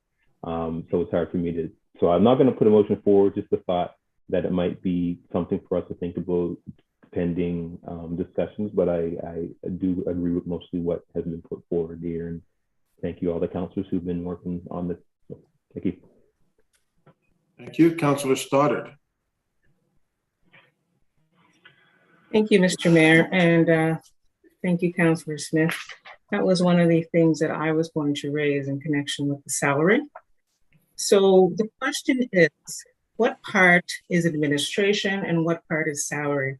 I would like to request a staff report looking at the last administration fees, which were sent to Halifax to balance. These came to Halifax, they come to Halifax every year from the CMC, and the amount is subtracted to create the real cost of salary. So to the Deputy Mayor's point, the $45,000 is not just salary. If we look at the administration costs, all the fees and expenses that have gone through CMC, whatever is left is actual salary. I would like to draw your attention to January 5th, 2016, where Jack Mitchell, chair of CMC, sent a letter to Matthew Keeler, the HRM manager of solid waste, requesting $90,000, which was required for CMC to perform expanded duties. And the background of this is a fiscal year, March 31st, 99, their budget was $25,000. Fiscal year, March 31st to 20, their budget was $65,000. So In the space of 1 year, it was doubled due to the expanded duties, and there was no comment. And then in fiscal year 2016 to present, their budget is $90,000. So that's something to be looked at, because there's never an argument, and there wasn't an argument even when this last budget passed, that the $90,000 should not be included. I'd also like to point to 14.1.3, which is also dated February 5th, 2016, that was submitted by John Traves at that time at the acting chief CAO, and by Mike Lebrecht, deputy CAO, that went to council on February 23rd, 16, and it was dated 1 month from Jack Mitchell's letter of request that it was recommended that Halifax Regional Council provide the Community Monitoring Committee an annual allotment of $90,000. Also noted that in February 23rd, 16, HRM provided the $90,000, no questions were asked. So how does the annual allotment go from $65,000 to $9,000, which I already said with no questions? My questions is, how is it possible there's this increase, though at least on the term of council 2016 to 2020, and at least one budget of this particular council without question? My other question is, $45,000 does not allow for extra funds. Legal fees have always been included. From what I can see going back, legal fees have always been added to CMC's budget as high as $15,000 for March 31st, 2020. HRM receives receipts and statements of expenditures. Why is this being brought forward now, as stated by the chair, Scott Guthrie? Is it because the $90,000 in this big scheme of things didn't impact the $1 million budget, and all of a sudden now it does? And my last point is it because CMC is currently under the microscope? Their governance is being their governance is being looked at, but remember, this committee has been around since 1999, I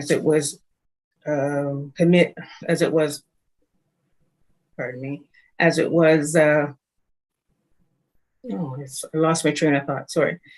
As it was introduced by the Halifax Waste Society. And no one has ever taken money away, just added to it year after year. So why now? And I'll leave it at that for now. Thank you. Thank you, Councillor. Councillor Cuttle. I'm just wondering, was there any staff follow-up to Councillor Stoddard's questions, or are we looking, or I can go? No, go ahead. Go ahead. There was Collins got the microphone. You can speak if he has something. Through the mayor to the council, I understood most of those questions to be rhetorical, but with respect to a couple of them, I could chime in on from the April 5th report in terms of why it increased from $65,000 to $90,000. That was primarily to account for expected increases in legal, environmental, and communications related expenditures. The amount of the $45,000 for administrative costs, that is the executive director's salary currently. Our understanding of that is that the executive director's salary is $3,000 a month, so approximately $36,000 plus applicable taxes. Great. Thank you. Okay, go ahead. I was just going to ask Colin for a question of clarification. So the $45,000 that's listed as the executive director's salary is, you said it's actually 36? when you take, 37,500 approximately. and what makes up the difference? The difference, it's not broken out in their request this year. They requested $45,000 for administrative costs, but based on the previous year's expenditures, it was $37,542 for the executive director salary and $1,086 for other administration. Thank you. Sorry, Councillor Cuddle. That's okay. Thank you. Thank you, Mr. Mayor. Yeah, so I mean, I do see in the report that there is the breakdown there of the administration, including the executive director's salary, with the administration costs marked at 18% of 7,500. I guess my question is that, you know, one, this is a cashless society, right? So they get paid kind of on a reimbursement. They submit an invoice to HRM, and HRM pays the invoice. I'm just wondering, out of the, you know, over the last few years, though they're budgeted at 90,000, how much has actually been spent in the last 3 fiscals out of that 90,000? Has it been the full 90,000? Through the mayor to the councillor, in the April 5th report, it states that approximately 70 to 85% of their allocation is spent annually. Okay, so the full 90 hasn't always been needed. You know, the other thing I just want to note in here is that we have administration at 7,500, social media technician, which I'm not sure what a social media technician is still, but a social media technician at 9,000, and a communications consultant at 12,000. So, you know, just to Councillor Smith's comments there around the need for administration and the day-to-day duties, you know, that's, you know, from any not-for-profit perspective, that's a lot of money in communication. And when I kind of look at the deliverables on this, and I see like, what is our value for, you know, what's the value for dollar here? I think it does raise some questions around what is really required for what the work that's actually being done, versus just kind of this blanket budget of you know, money for administration, social media, and communications, which kind of brings into question, you know, what specifically is the executive director doing with in terms of administration. You know, I appreciate the presentation that we had earlier today from the CMC committee. And, you know, a lot of these questions, I do sit on that committee. And I do have to say that I have tried to raise questions at the table in regards to some of these expenditures. And while I appreciate Mr. Guthrie's comments about respectful disagreement of opinions, you know, I have to say that it has been difficult to fully understand where some of this money is getting spent. So, you know, I think there is some better reporting needs that has been recognized, that financial reporting is something that can be improved upon with this committee. And I would fully back that opinion.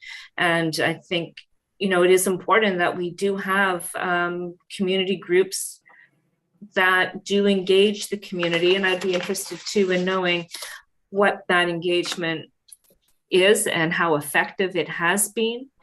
You know, I would say that in my experience, that not everybody in the community is aware of the activities of the CMC.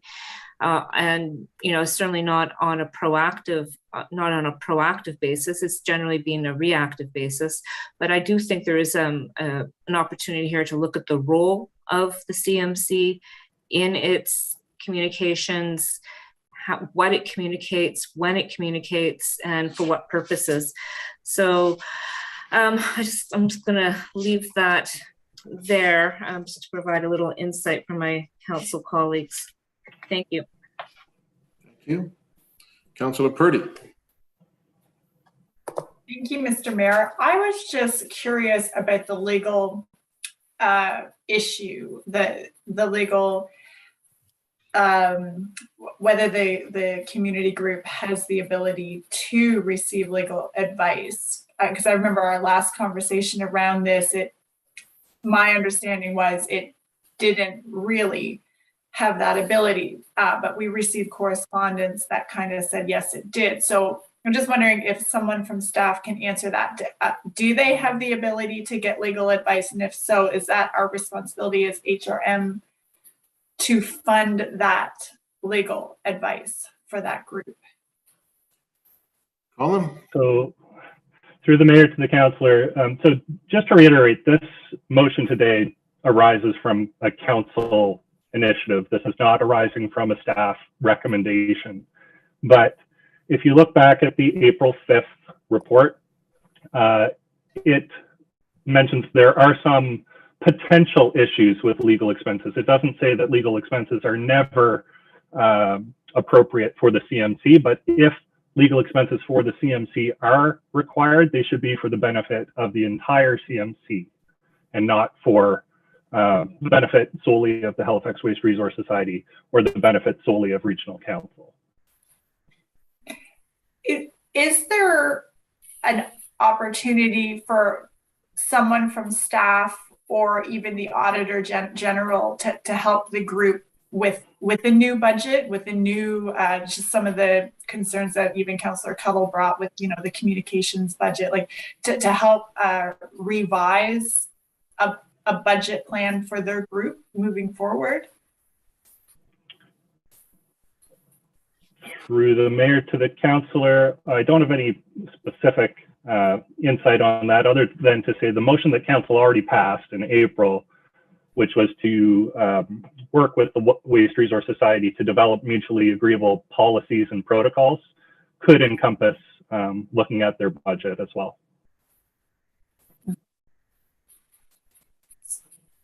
Councillor Purdy? Okay, I just saw Jacques and John kind of pop up there. I was wondering if they... My name is Mr. Mayor, through to the councillor. They are supported by solid waste in terms of the payment of their bills and otherwise, and certainly solid waste is there to support the CMC and to attend those meetings and to provide any assistance that we can from a staff perspective. Jacques, if you wanted to say anything to add to that. Yeah, no, that's exactly what I was going to say. CMC wishes any advice on any matter pertaining to their operations, we're more than happy to provide that advice. And certainly in the context of the direction we've got from council in terms of review, as Colin points out, we will certainly have those kinds of conversations and see whether we can achieve a consensus on the way forward. May I ask just one more question, or I think it's more a comment. I remember also the conversation from the last conversation we had around this issue was there was some concern by some councillors that this was a little quick, like there was no forewarning to the group, so it kind of dropped like kind of a big bomb, boom, there it is. So would there be a consideration to defer this for this year and then maybe like work out some of these kinks and details for the next budget season? So I think that was considered when we discussed this before, I think, and that wasn't the route that was taken. It can always be there can always be a motion to defer, I suppose. And through the mayor to the councillor, today the council ultimately gets to set the allocation that it desires. Council can choose to allocate the 42,000 that it previously indicated that it was interested in pursuing, or some other amount. That is the alternative in the report. Okay, I'll wait to hear what everyone else has to say. Thank you. Thank you. Councillor Blackburn.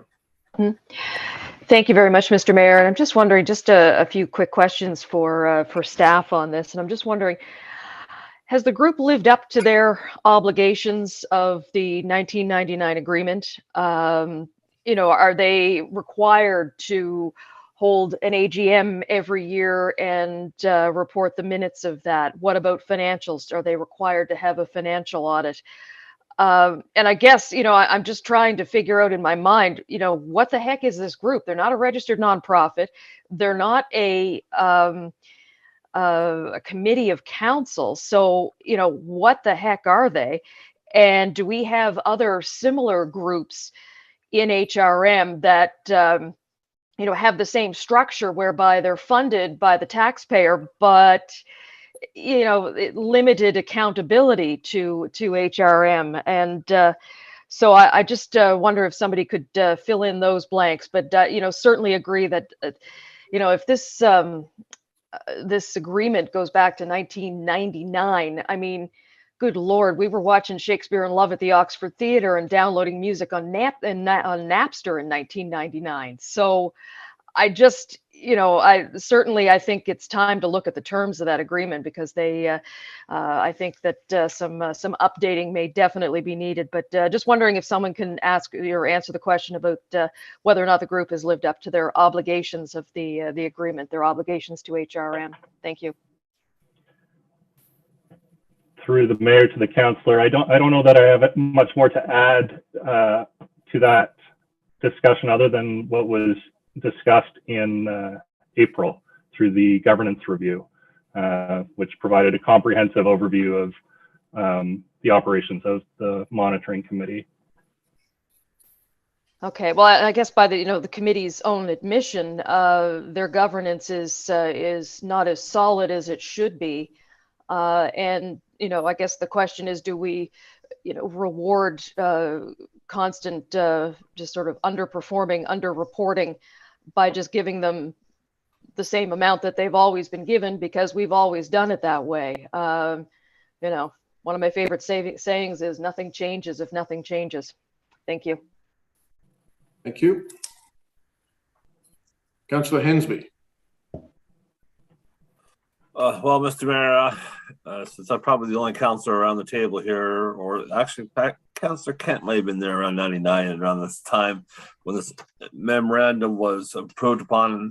In fact, I wasn't there. I was not in the legislature, so I was letting you guys deal with this garbage stuff in the meantime. But the other thing, though, I'm worried about, though, is I do agree this memorandum of agreement should be updated and brought up to more current standards and more current language and more current expectations. As Councillor Blackburn said earlier, Napster and everything else, we have a lot of new social media opportunities to promote and advertise and get information out to the community. I don't know if there's any standards expected there for that in this agreement.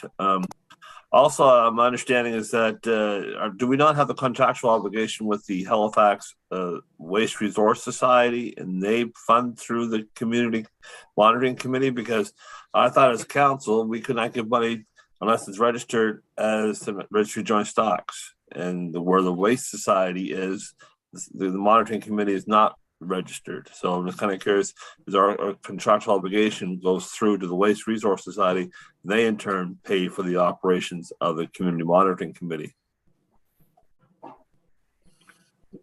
Through the mayor to the councillor, that's not how the agreement from 1999 reads. It is that HRM agrees to fund the operations of the committee, and that expenditures for the committee will be made through HRM.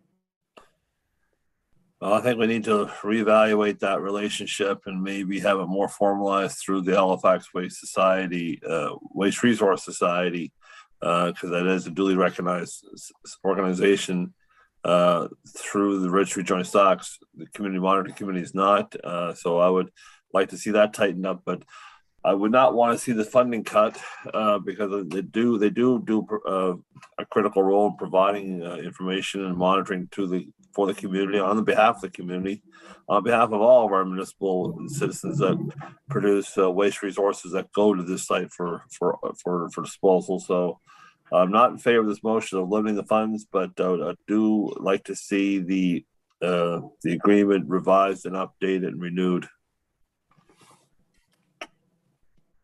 Thank you. Okay, colleagues, we're going to take a break. We've got a number of speakers on this. We're not going to finish this before we take a break. It's 3:05. We'll come back at 3:20 and pick this up.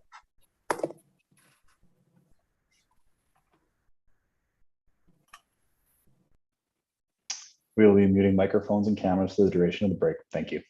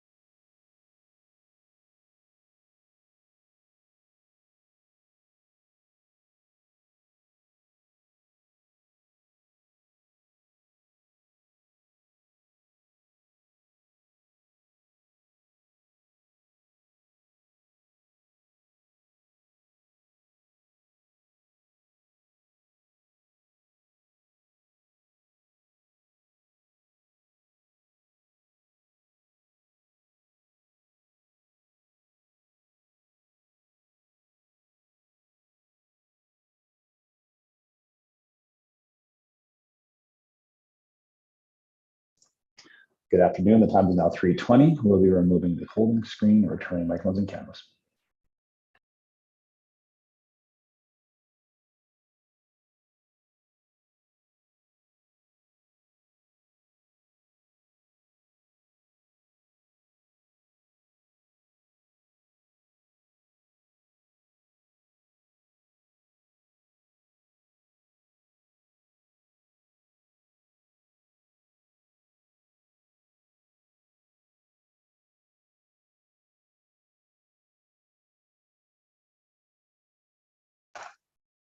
Mayor Savage, it is now 3:20. We return microphones and cameras. You can call the meeting back to order.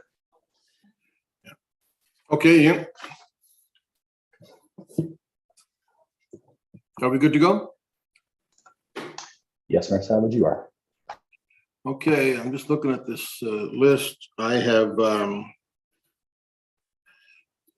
Councillors Outfit, Kent, and Daigle Gammon for the first time, Councillor Stoddard and the Deputy Mayor. I think that's everybody. Outfit, Kent, Daigle Gammon, Stoddard, and Clary for the first time. Councillor Outfit. Thank you, Mr. Mayor. And I want to position this sort of as an olive branch or as a possible solution that I'd like to bring forward. I mean, I've been on council a little while now, and I remember I think the committee has always been treated well by council. And yes, as Councillor Stoddard mentioned, they did receive an increase in the past, and they received it at a time when we were looking at things like extending the contract, looking at the height of cells, looking at the front-end processors, the Stantec report, etc. So I think overall that it had been pretty well treated by council. I asked somebody who was watching council today, what did you think of this? And they said, well, Tim, you got their attention, I guess, and you got them to come to talk to you when you started talking about money. And, you know, it does kind of appear that way. Now, I know some of the people on the committee, they're good folks, and I'm going to give the benefit of the doubt. But I'm not happy when I hear the way some of my colleagues have been treated when trying to get information at meetings. I'm not happy when I read that they didn't cooperate with the CFO's investigation. I think, and then when they came today, it was a little bit of a combative or defensive presentation rather than looking for solutions, but while admitting they were open to discussions. Well, I think you should always be open to discussions to the people that fund you. I would like to propose a deferral of this decision until such time as the previous report comes back. Everybody has admitted probably that it's time to update the contract, look at new regulations, do a governance review, etc. I think that is timely, and I supported that. To have this discussion about how much money they receive tied in at the same time as when they come back with how the new CMC might look, what it's called, how it would be run, etc., seems logical to me that you have the two discussions at once. Let's see what it's going to look like, and then let's see what it's going to cost us to invest in it. So I would like to move that we defer this, and when we do a deferral, we usually put some sort of a timeline around it. And the timeline that I would suggest is until the report comes back that we approved in April. I don't know if Jacques or Colin or somebody could give me an idea of when that might occur, but I think it's reasonable to tie these two decisions together, in my opinion. So I'd like to move the deferral subject to a little bit of understanding of when we expect that report back, please, Mr. Mayor. I'll second that, Mr. Mayor. Okay, so Councillor Outhhead has proposed a deferral, seconded by Councillor Kent.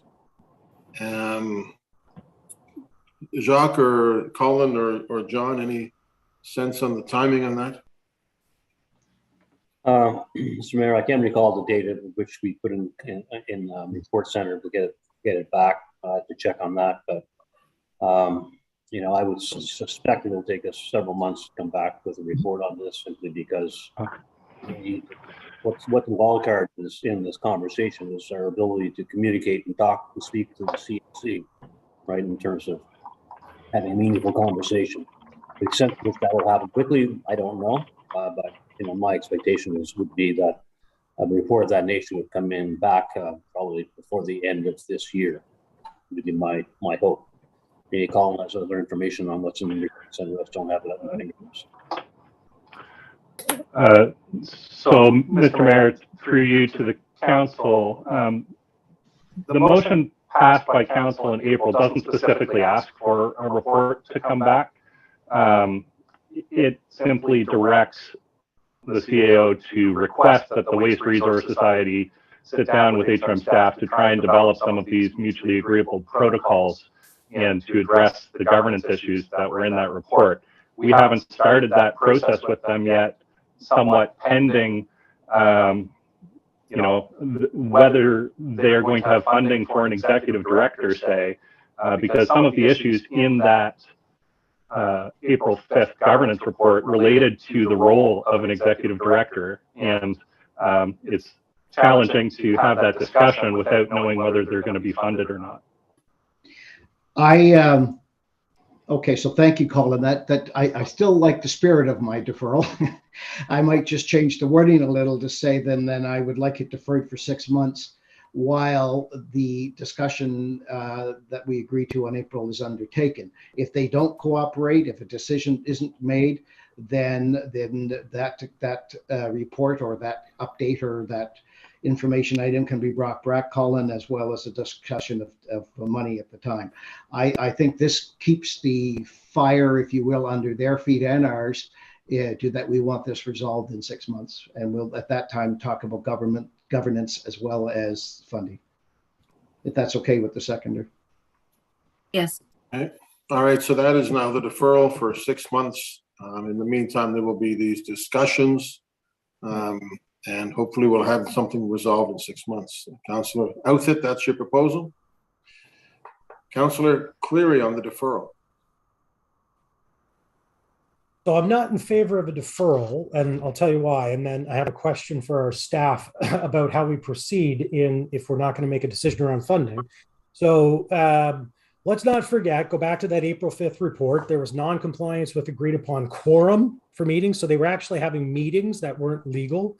Lack of clarity with respect to, as Colin just mentioned, the executive director and also the relationship between the Waste Resource Society and the CMC, inconsistent communications, deviation from agreed upon expenditure processes, a use of an executive committee, which is not contemplated, and the whole CMC is supposed to make decisions, not just a small group of a clique, if you will.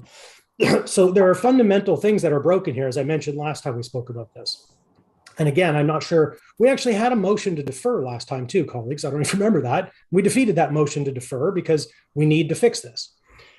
Going through the expenses, so if you think about total administration, including the salary, we're talking like $40,000. So they could make this work based on the budget that we would grant them through this.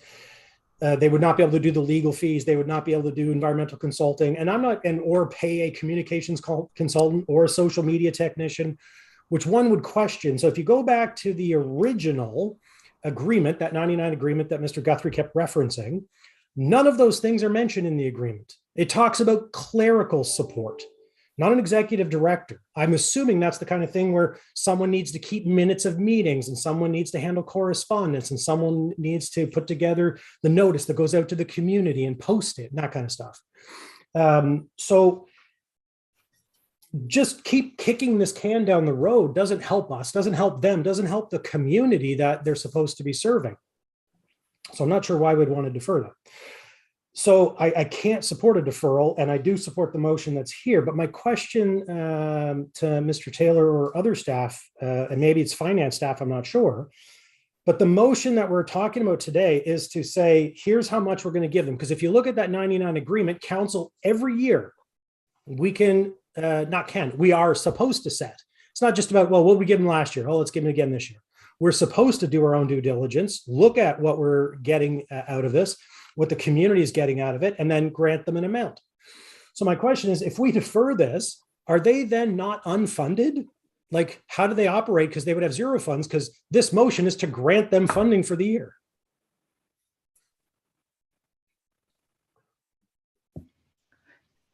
That would get their attention though, Sean. It certainly would to have zero money. I think we heard earlier, though, that if this motion doesn't pass, it goes back to the original amount of 90,000, was my understanding from when I asked earlier. But I don't see how that works, because it says explicitly we can't just do it on default. We have to grant them an amount under that 99 agreement. Colin or somebody? Colin, we can't hear you.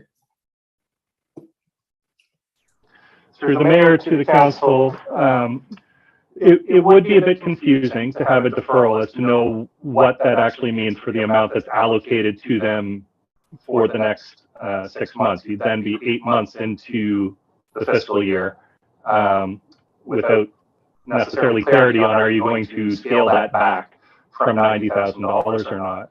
The $90,000 is already allocated provisionally, really, through the solid waste budget. So it's really only if council does something today to change that, that it would be reduced. So I guess to clarify, did we at some point in the very recent past grant them $90,000? Was that just part of the overall budget on some page, and because no one said anything different, that's what they're getting?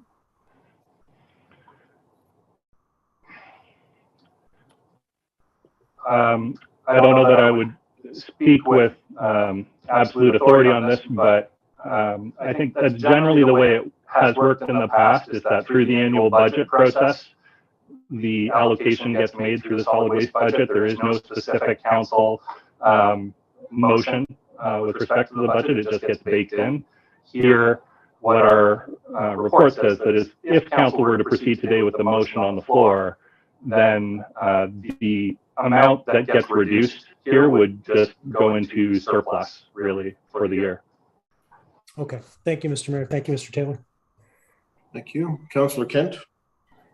Thank you, Mr. Mayor. Okay, so I was on council when, not when the decision was made on the first one, but I certainly was there when I had the opportunity to hear Councillor Rankin at the time speak to the need and the work being done in the community. And you know, I don't think there's anyone here that would negate or try to argue that there is a role, that there is a need, there is something that should be done.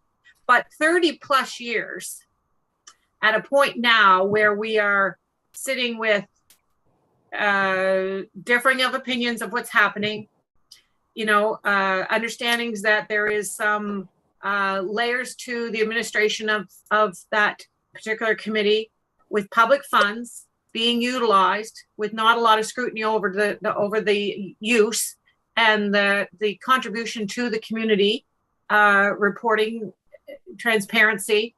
We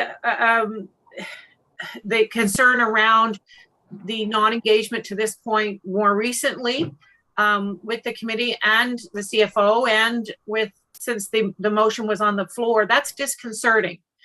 You know, we're at a time here in this municipality where we know every tax dollar has to be accounted for and scrutinized. And, you know, we just had an item on the floor around area rates and the scrutiny that we put on that, which is asking residents to give us their money to put into their roads. And we have probably more scrutiny on that than we do on this kind of year-over-year funding, which many groups in our communities would love to have this opportunity and are asked regularly for accountability.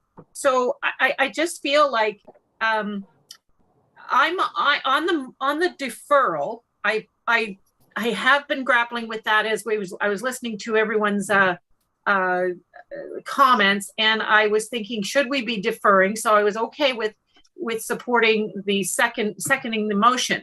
I am, however, very concerned and probably couldn't support it if there was a notion that we would have to then proceed with the $90-some thousand.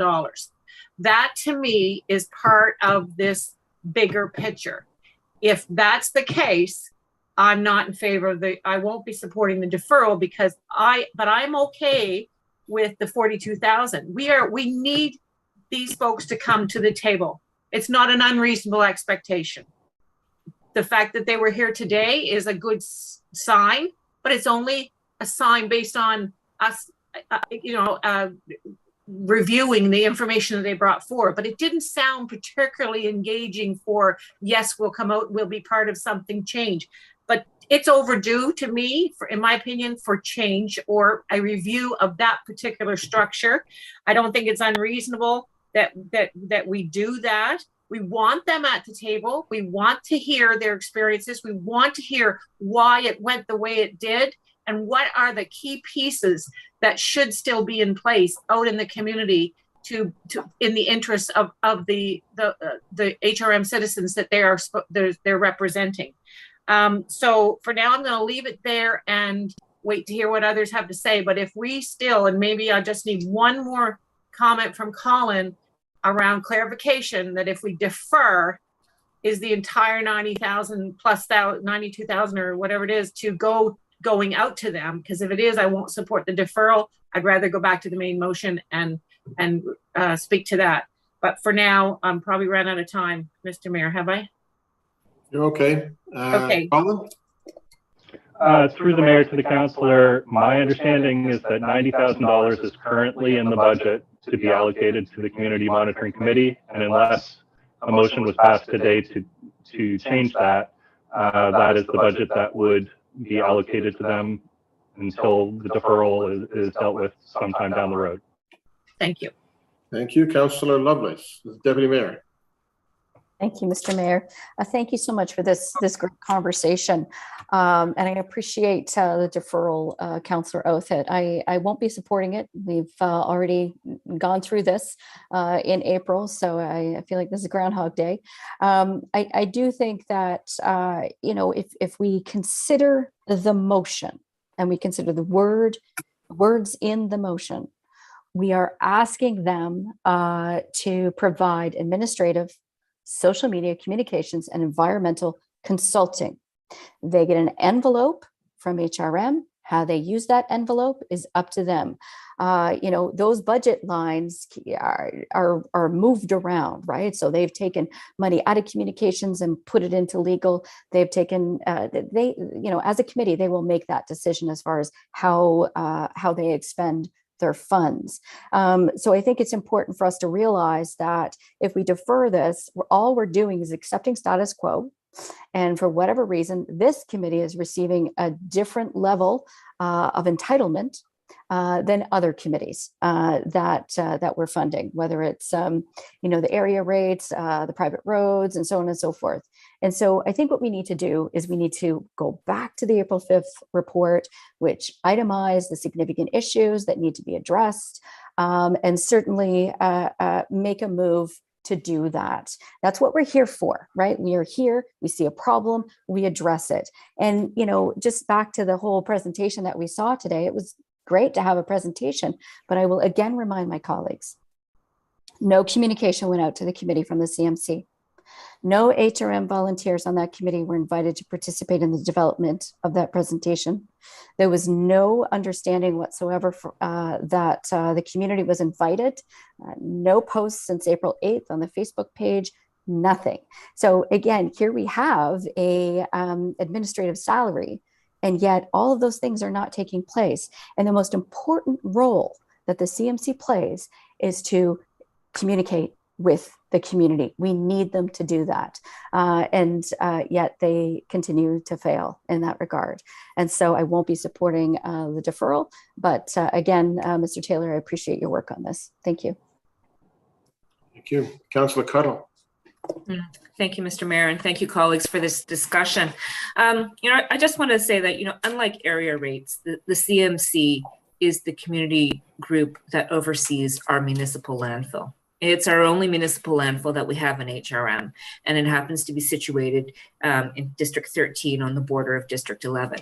Having an effective, working community monitoring committee is a priority. Like, we need to have community oversight with the landfill to understand its impact on the local communities, and keep those communities informed of the programs that are going on and what's happening at the landfill, and promoting things like the diversion of waste from the landfill. There's lots that committee could be doing that I don't see it doing.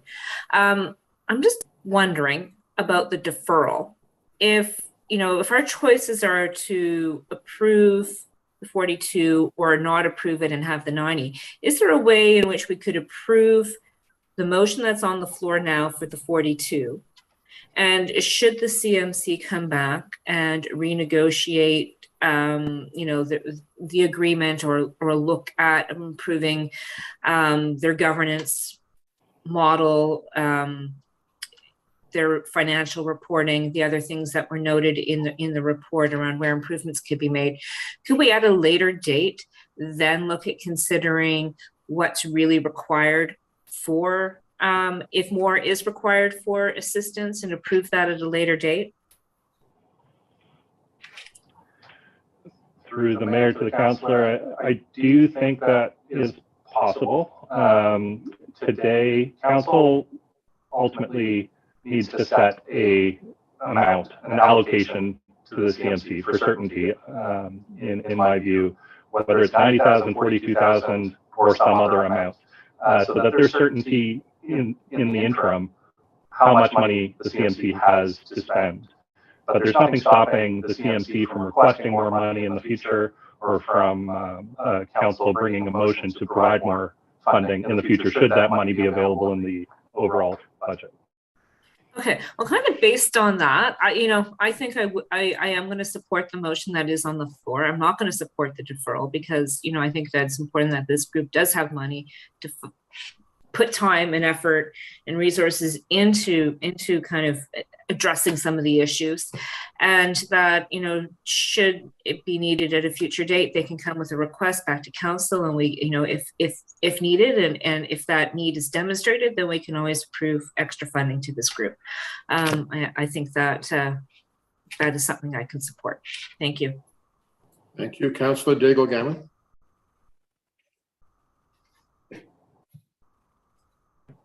Thank you, Mr. Mayor.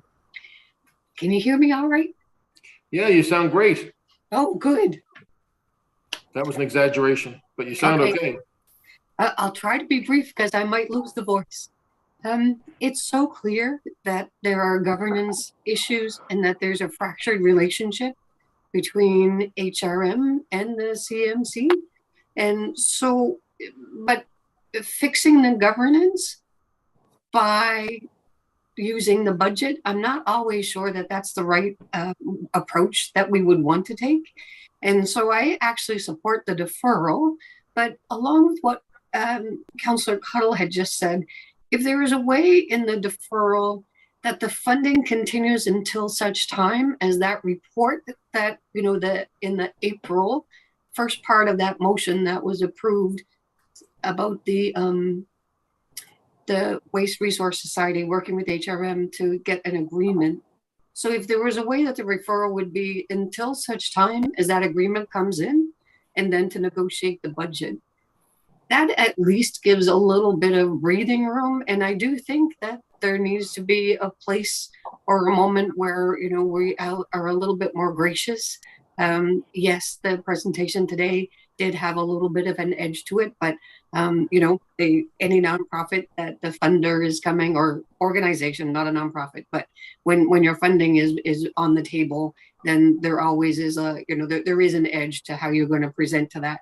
So with the deferral, if there's any way that could say that the funding continued until such time as the agreement was renegotiated with terms and conditions and a governance package. That's it. Thank you. Well, thank you, Councillor. So I think, first of all, if the deferral does happen, the funding will continue. We've heard that from Colin at 90,000. And the idea is, until staff have come back with the results of their discussions with the CMC in terms of those issues that were raised in April, Colin, that's the motion that we're looking at? Through the mayor to the council, yes, I believe that is the motion. But to reiterate, if it's deferred, then $90,000 is already in the budget for and allocated to the CMC, which they would be permitted to spend in accordance with the agreement. And so you'd have to think about 6 months, 8 months from now, when that comes back, what it means to pass a motion potentially at that time to reduce funding if the money has already been spent, potentially. Okay. Thank you. Councillor Stoddard. Thank you, Mr. Mayor. On the deferral, I had asked if it was possible to get a staff report looking at the $90,000 to see what the breakdown was between the actual salary that was paid and the admin cost from last year. HRM would have the receipts and have the breakdown of, photocopying, paper, all of that stuff. And, it would be nice to see the difference that is actually salary and is actually admin, because in their budgets, they just kind of loop everything together. So I'm just wondering, I would also support the deferral until the report comes back. Thank you.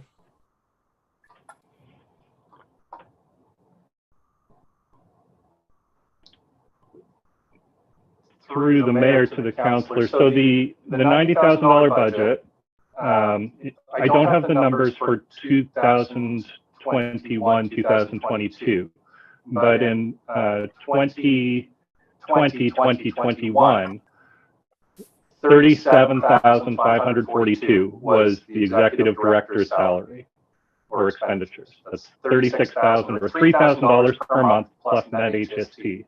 Is the amount of the executive director's salary. In 2020, 2021, they had an additional $1,086 for other administration costs. Okay. So just to Councillor Stoddard's point, I don't think we need a staff report on that. Can you just send out the information that you have to Councillor Stoddard and perhaps others in terms of what we know about the allocation of that money that we have sent to the CMC column? Yes, I can. It is embedded in the April 5th report on page 11. Okay. Councillor Stoddard, are you okay with that? I'm okay with that. Thank you, Mr. Mayor. And thank you, Colin. Thank you. Councillor Austin. Thank you, Mr. Mayor, and thank you, colleagues. I've been listening keenly on this because I haven't known exactly what I want to do with this. I think Councillor Deagle-Gammon makes a good point about, if we want to try and be constructive with this in terms of negotiations, it would, in many ways, it would be nice to keep this in the back pocket and have those discussions play out in a world of reform, or else, we're going to have to look at these options. A bit of a carrot and a stick in that. On the other hand, I look at this from when I hear the area councillors who know this committee best, expressing the view that no, we need to remove this. That resonates, and certainly there's pieces of this that seem very, very much broken. Creating an executive committee and then excluding the HRM membership and basically having this almost run as if it's the way I kind of understand this, and correct me if I'm wrong, Colin, we've got the society and then we've got the monitoring committee, and it almost feels like the executive, then the roles between those two things are very much mixed up in a lot of ways, because we're supposed to be partners on this monitoring committee, or at least have representation and be part of it. And that doesn't seem like that has been happening. I don't know where I'm going to go with this, because it really, to me, it's struggling with do we try and fix this, like the approach of defer it and have those discussions and then come back, or are things just in such a bad enough shape here that we need to take action on it? So that's just where my headspace is. I don't actually have a question. I'm just grappling. Thank you, Mr. Mayor. Thank you, sir. Councillor Cleary, I believe. Thank you, Mr. Mayor. So I think actually Councillor Cuddle had the best approach in that, look, we fund them at the proposed 42,500, and there's nothing like running out of money that'll make them come to the table to engage in the reforms that are necessary to improve the poor governance that's happening now. And I've heard several people say, I'll wait for the report. And I keep looking at Colin's face. So in April, when we talked about this last, the recommendation from staff, as I remember it, was we need to work with them to fix the governance issues. There's no report, as I understand it, coming back to us. Like there has been no, hey, let's get a staff report on what new governance structure would look like. And so Colin can correct me if I'm wrong on that, but if we want them to engage, because I don't want this to be, well, HRM says X, and this is what we impose on whatever we do. It would be better for them and the community to go back to that 99 agreement, look at what it says, what updates do we need, how can this group best represent the area and the folks impacted by the Otter Lake landfill. And that's only going to happen if they come to the table. If we just say, hey, let's defer this and you get your 90 grand, what incentive is there for them to engage in this? So just on the fact that people have kept saying, I'll wait for the report to come back. Mr. Taylor, can you confirm, is there a motion that's asked for a report on this? Or are we, as the April 5th report said, and as we discussed, waiting to engage with them? And obviously we are looking at, you've identified already what those governance issues are and how we have to fix those. So if you could just make some comments around that supposed report coming back to us. Through the mayor to the councillor, you're correct. There is no specific request for a report. The direction is to go to the Waste Resource Society to try and develop with them some mutually agreeable policies and protocols and changes to their practices. And the expectation would be that at some point, yes, there would be some sort of report or proposal coming back to council, but I don't know when that would be. It could take quite a long time, I would expect. And given the intermixing of folks on the Waste Resource Society and the CMC, I mean, at this point, it kind of feels like they're one and the same. They're acting oddly in sort of the same capacity, it feels like. So, I mean, we know that they're the same folks, so there's no incentive for them to engage with us either, because we just saw some of them and said they're not going to. And so, colleagues, I really don't think a deferral is appropriate here. I mean, if you don't like the number, move an amendment to change the number. But that's an appropriate amount for them, given what they need to do and the fact that we need them to come to the table and look at the governance issues and fix those things that are critically broken. Thank you. Jacques, are you looking to get in on this? Yeah, thank you, Mr. Mayor. So I may have contributed to the confusion here because I couldn't recall whether we had a report in the report center or not. We don't, but what I was referring to is exactly what Colin said. Like, as we complete a negotiation, if we're lucky enough to get a draft agreement in place with the CMC, based on future discussions, we will come back to council and say, "Are you prepared to live with this?" Right. So that will definitely happen. When that happens, as I said earlier, I'm looking forward to doing something before the end of this year. But that'll, like any other agreement, you have to have two willing partners and two willing parties to actually come to terms and come to an agreement, right? So, and I'm cautiously optimistic that can happen, but we'll see. Thank you. Okay. I'm going to speak to this. I wasn't going to. I am going to speak to this deferral. I'm going to support the deferral. This is why. There's all kinds of issues that need to be fixed here.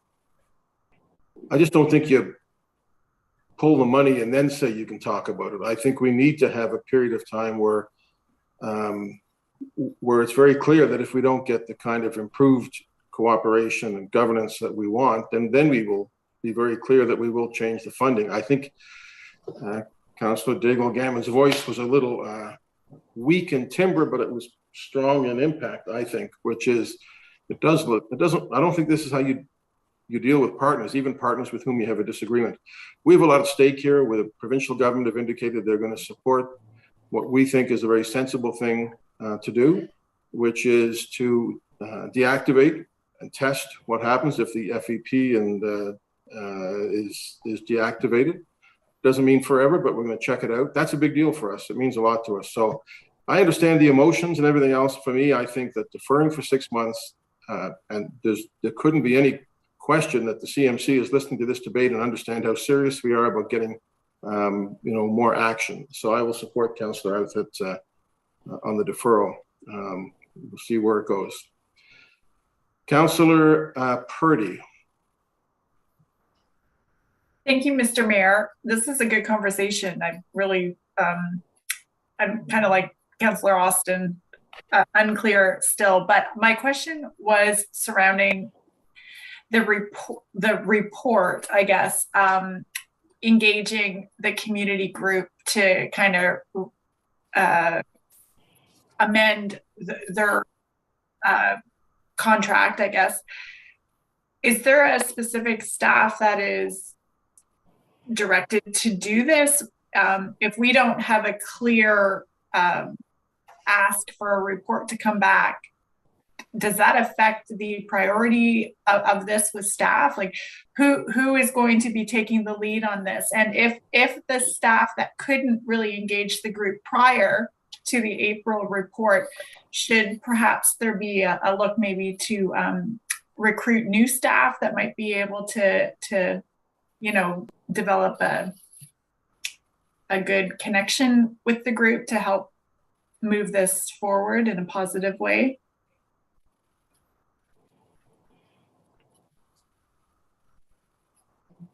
Through the mayor to the councillor, I don't have any information on who from HRM staff would be assigned to lead these discussions with the Waste Resource Society, but I would assume that it would include me and it would include Andrew Flopoulos from Solid Waste.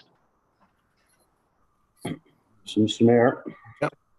So, yeah, given the circumstance and given that staffing falls under the purview of the CAO, then I would have, like Colin just suggested, I would suggest that Colin and Andrew would be our lead staff on this. And, I know there's a good relationship there, has been in the past. And, I think we would proceed in that same manner going forward.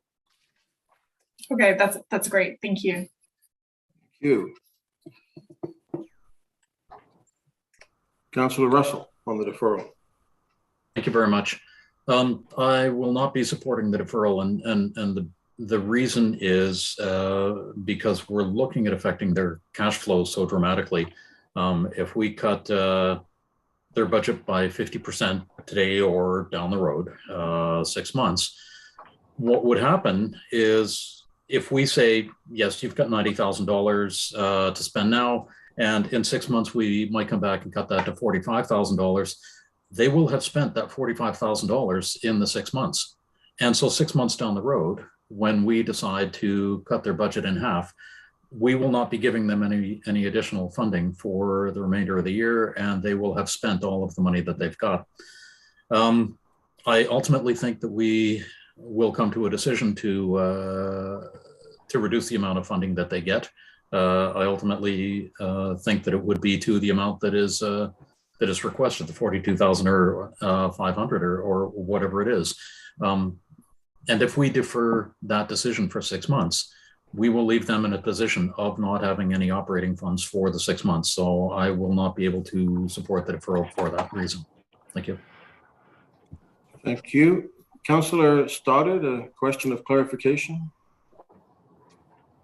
Thank you, Mr. Mayor. I just wanted to clarify what Councillor Cleary said. I thought I heard, and I could be wrong, that Scott Guthrie said CMC was willing to come to the table. Am I mistaken? If anybody would like to weigh in and tell me if I am or not. Thank you. Sean? Sorry. No, I think, they indicated they were prepared to talk, I think, about this. That's what I heard in the presentation earlier. Okay, I just wanted to clarify because I didn't want council to think that they weren't willing to come to the table. Thank you very much, Mr. Mayor. Thank you. Councillor Outfit, or would you like to close? It's your motion. Does someone else want to speak, or are we ready? Yeah, to close? Councillor, the Deputy Mayor is going to speak again. Oh, okay, I'll wait then. Thank you. Deputy Mayor. Thank you, Mr. Mayor. I just wanted to point out, because when you spoke, you reminded me. So when Councillor Stoddart, Councillor Cuddle, and myself were appointed to CMC shortly after the election, so it would have been November 2020, I guess, and we attended our first meeting. Since then, we have, diligently attended meetings and attempted to, as Councillor Cuddle pointed out, ask questions and get information from this committee. But I want to remind this committee that there are 4 elected representatives on the committee, and Mayor Savage is one of them. And, while we as the 3 have been attending meetings, Mr. Mayor has not attended any of those meetings. This last meeting in April, as was pointed out in the presentation, I did not attend. I was given 3 days notice of the meeting. So again, this kind of goes back to the overarching issue, which is the administration. So we're paying a salary for an individual to be an executive director of a committee, but yet those duties are not being fulfilled.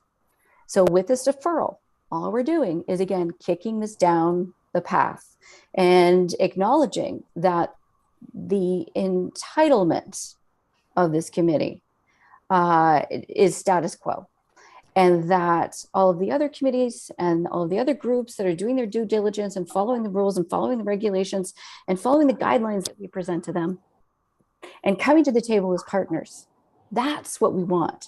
And so when I look at the correspondence that we have received from the chair of the CMC, who is also the chair of the Halifax Waste Resource Society, it's been quite clear that they did not want to participate. They didn't participate in the CFO review. Whether or not they participate in this updating of the modernized committee remains to be seen, because they had already made it very clear that they did not want to change the 1999 agreement. So again, I'm just suggesting that, while you're, debating this and thinking about whether or not you're going to support the deferral, remember that we have a responsibility, and that is to good governance. And I want you to think about the message that we're sending. Thank you very much, Mr. Mayor. Thank you. Councillor Outfit.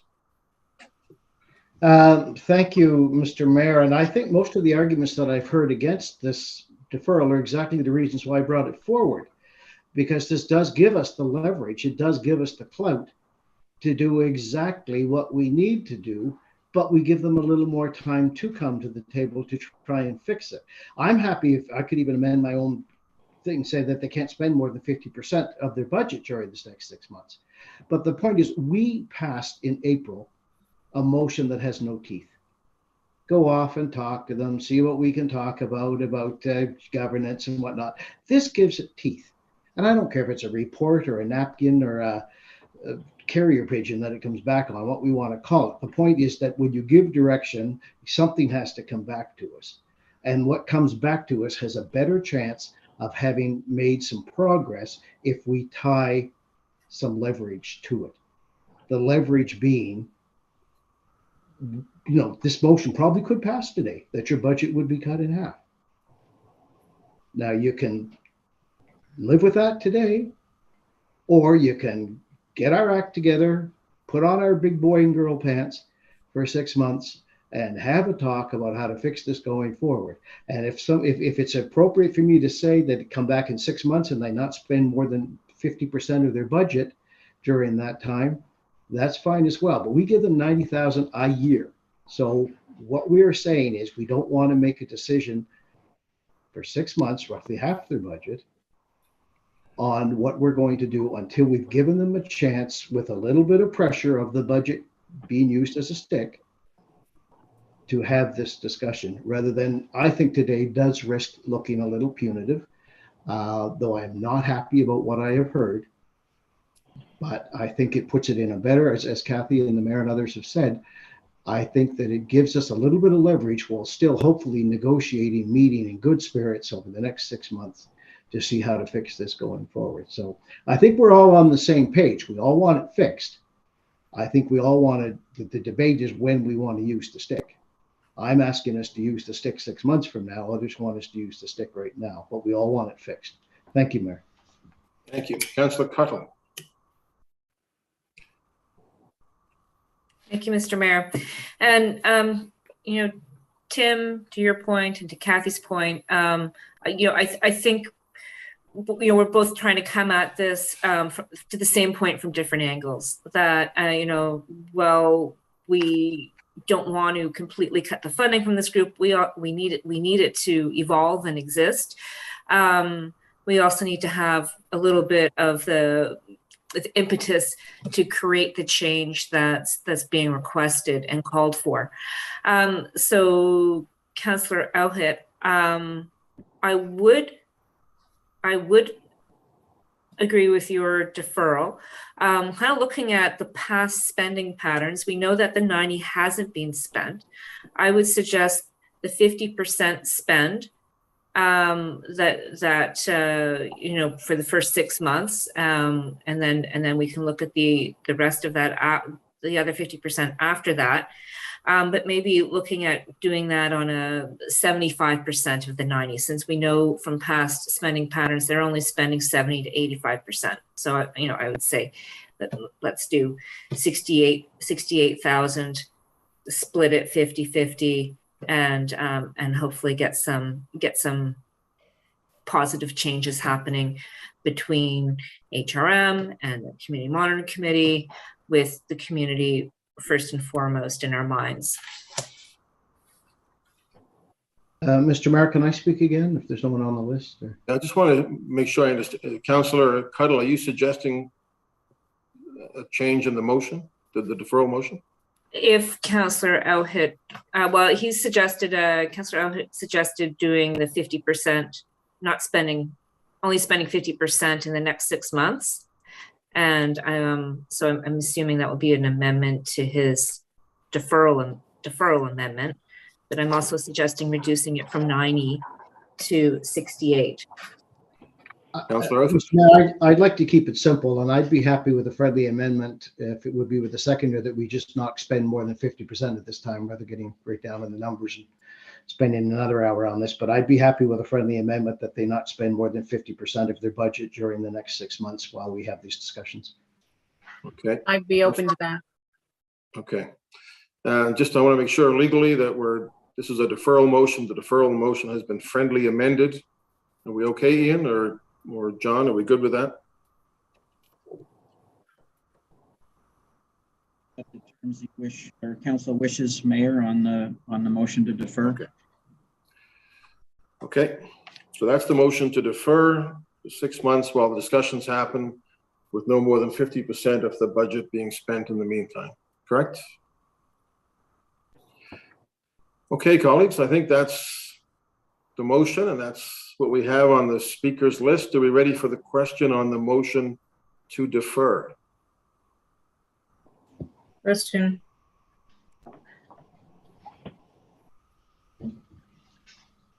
Beginning with District 16, Councillor Elhit. I guess I better vote yes. Thank you. Mayor Savage. In favor? 1, Councillor Daigle-Gammon. In favor. 2, Councillor Hensby. Affirmative. 3, Councillor Kent. In favor. 4, Councillor Purdy. Voting yes. 5, Councillor Austin. In favor. 7, Councillor Mason. No. 8, Councillor Smith. Against? Sorry, Councillor, that was against? Yes, again. Thank you. 9, Councillor Cleary. Against the deferral. 10, Councillor Morse. Against. 11, Councillor Cuttle. 4. 12, Councillor Stoddard. For the deferral. 13, Deputy Mayor Lovelace. Voting no. 14, Councillor Blackburn. Voting against. 15, Councillor Russell. Against the deferral. Mayor Savage, that vote has lost. I'm sorry, that vote has won. That vote has won. The deferral has passed. Yeah. Okay, so then that deferral has passed. So that is it for that topic for today. Thank you, folks. The next item we have a presentation for. It's 1515 and it's proposed amendments to administrative order respecting taxi and limousine regulation. I'm guessing Andrea McDonald will pop up on our screen. There she is. Andrea, you're doing the presentation, I assume? That is correct, Mr. Mayor. The floor is yours. Thank you. Good afternoon, Mr. Mayor and councilors. Andrew McDonald, Acting Director of Compliance with MPD. Today's presentation will outline the amendments to Administrative Order 39, which is to increase the vehicle for hire rates. Next slide, please. For the presentation overview, we will be including the recommendations, a bit of the background, and the details regarding the proposed amendments to Administrative Order 39. Next slide, please. A number of factors have led us to this amendment. The first being the annual review process, which is stated in Administrative Order 39, which includes staff to consider the following: the Consumer Price Index annual report that is released in January of every year. It also includes a survey of a number of other Canadian municipalities relative to their rates, input, which is key from the industry stakeholders, as well as an independent review from the Greater Halifax Partnership. And we may consider any other factors that may come under review. For this particular case, the administrative order has led us here, as well as requests from the industry and from individual councillors.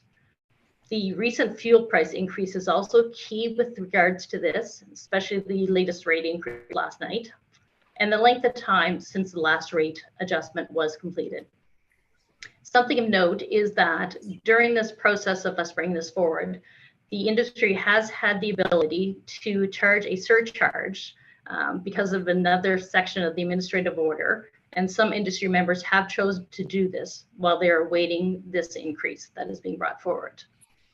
Next slide, please. A bit of the history regarding this topic. So the last rate increase for the vehicle for hire industry was in October 23rd, 2012. It was a blended rate increase of 12.76%. There was an annual review done in October of 2015. However, no rate adjustments were recommended at that time. Relative to the CPI, the Consumer Price Index, since the last increase, 2012 to 2021, there's been an increase of 13.9%.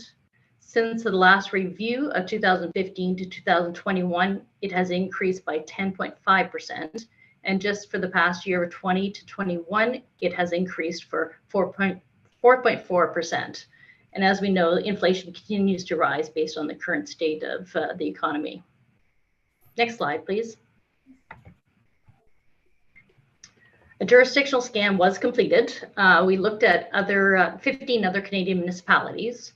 With the current rate, we are below average comparatively, but with the proposed rate, we will be slightly higher than average. However, I understand that a number of the municipalities are also doing a rate review, so the stats would probably have changed since we have compiled this report and this data. Next slide, please. As part of the review process, we did have the Halifax Partnership complete a review of our recommendation that we are bringing forward, and they found that the recommended average increase of the 16.1% is reasonable based on the current circumstances. So they provided us with this summation. Next slide, please. Staff has taken into consideration input from the industry, which is key. They included discussions and meetings with them, as well as communications with the Halifax Taxi Drivers Association and majority of brokers. They provided us with option 1, which staff is recommending in the table that's included here and in the report. There are a number of variables that determine what the cost of a taxi ride or a limousine ride consists of. The initial one is the drop rate for when you initially get into a vehicle. The current rate is at $3.20. They are proposing with our option 1 for it to be increased to $4.70 for the first 142.8 meters of the ride. The second component is a per kilometer charge, which currently is at $1.69. They are recommending that it be increased to $1.75. And then another component is the incremental level adjustment, which is for the distance traveled. So currently it's at 13 cents per 76.7 meters driven. The recommendation is it be bumped up to 25 cents per 142.8 meters. There's also consideration for this complex meter calculation for wait time, which currently is at $26.80, and it's being bumped up to $30. We have found during this review that we had a taxi hourly rate, but come to find out it's not being used. So it was $32.40, and they've requested this be removed because it's not relevant. And then since we're looking at increasing the meter rates, we also have to look at the limousine hourly rates, which currently are $64.80. With the 16.1% increase, we're looking at an increase to $75.23. And then we also have the rate for the cruise ship passengers hourly rate, which would also reflect that increase from $50.75 to $58.92. So next slide, please. This chart shows the exact, not the exact, because it's always an approximation of the increase to the cost for certain distances traveled. So for example, for a 3-kilometer trip with the current fare, it would be $8.14. And with the option 1, it would increase by $1.56. This also shows a percentage increase across the board. With this option, I want to point out that the average increase is how we got our 16.1% percentage increase. The average distances for all trips traveled from the industry is around the 4.7 kilometer distance. So the key part of the table to look at here is the majority of rides are under 5 kilometers. So we'd be only looking at a $1.68 increase, which would be a 14.46% increase for that factor. This option is what we refer to as front-loaded. The highest percentage increase is on the shorter distances at the 19.19% versus the lower percentage increase on the longer distances. For example, the 25-kilometer distance at a 6.3% increase. This will allow the longer trips to remain somewhat competitive while ensuring the unpaid work that is a compound of every fare is recouped to the extent possible. The taxi and limousine industry is in support of this option and believes this adjustment formula is an important point to remain competitive, which is key to the survival of their industry.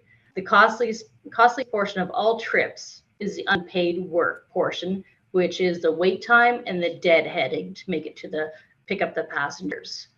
They also believe it's important for customers to know what to expect in terms of the pricing adjustment, so that's where they'll see the majority of the increase being front-loaded on the drop rate, the initial rate when they get into the vehicle. So based on industry's recommendations, staff is recommending this option for council to consider. Next slide, please. We did feel that it would be prudent for us to put in an option 2 as an alternative. This option is considered, the alternative is it is considered a blended approach, my apologies, which provides for a more consistent percentage increase on all fares. All variables would be increased more equally. Therefore, all increases are more evenly distributed across all the distances traveled. So for this option 2, you're looking at a $4 initial drop rate, 28 cents for the incremental, and the per kilometer charge actually at $1.96. And therefore, the limousine and hourly rates would be adjusted by the higher percentage increase of the 17%. Next slide, please. Another comparable table similar to the last one for the option 1. This shows the blended approach, which the average increase would actually be the 17.4%. And if you look at the 5 kilometer distance, the actual increase would be more for the majority of customers, which would put it at $2 of an increase versus the $1.68. So the 17.4% increase for this option versus the 14.46% increase for a 5 kilometer trip, which the majority of passengers, based on the industry's input, are taking trips around the 4.7 kilometer mark. Next slide, please. So that brings me to the recommendations. It is recommended that Regional Council suspend Schedule 7, Transportation Standing Committee Terms of Reference of Administrative Order 1, the procedures of Council Administrative Order. This section is relative to us not going to Transportation Standing Committee to expedite the process to get their rates increased sooner rather than later. So that's relative to skipping that step. And number 2 is adopt the amending administrative order as set out in attachment B of this report, since we are recommending the option 1 for council's consideration. That concludes the presentation. Thank you, Mr. Mayor. Thank you, Andrea. Councillor Mason. Thank you, Mr. Mayor. I move that Halifax Regional Council 1 suspend Schedule 7 Transportation Standing Committee Terms of Reference of Administrative Order 1, the procedure of Council Administrative Order, and 2, adopt the amending administrative order as set out in attachment B of the staff report dated March 25th, 2022. I so move. Second. Second, Councillor Cuddle. Councillor Mason.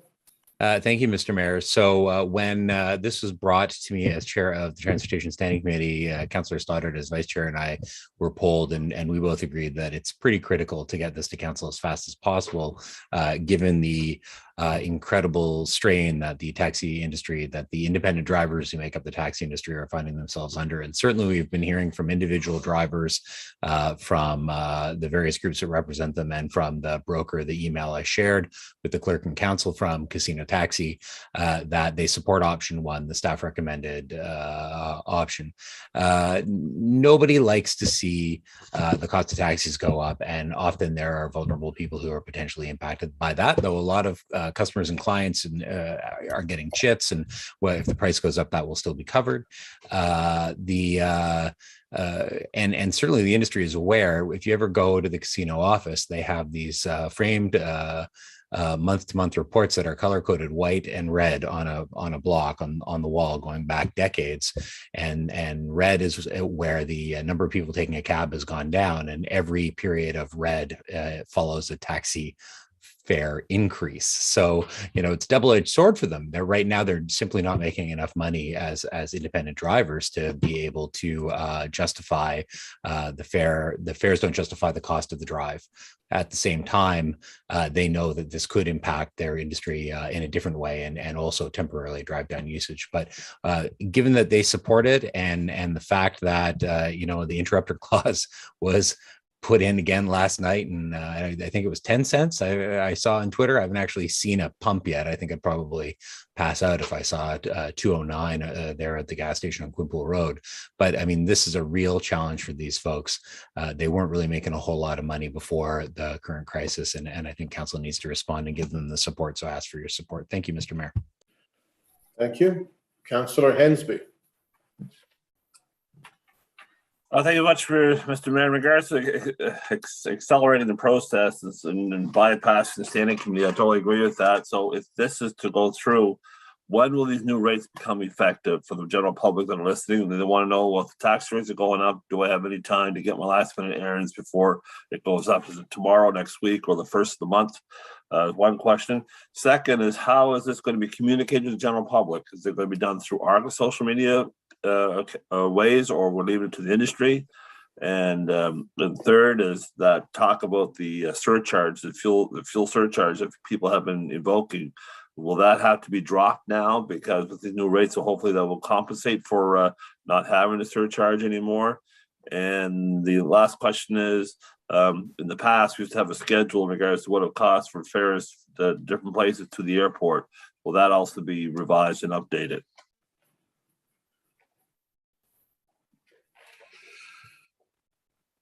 Andrea?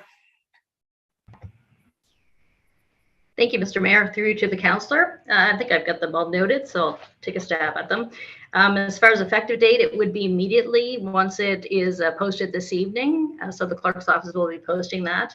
As far as communications, we will communicating through the brokers, as well as trying to engage with corporate communications to get the word out there relative to the fare increase.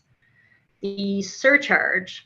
So they have been using the surcharge as an interim gap. However, the administrative order actually allows for a special rate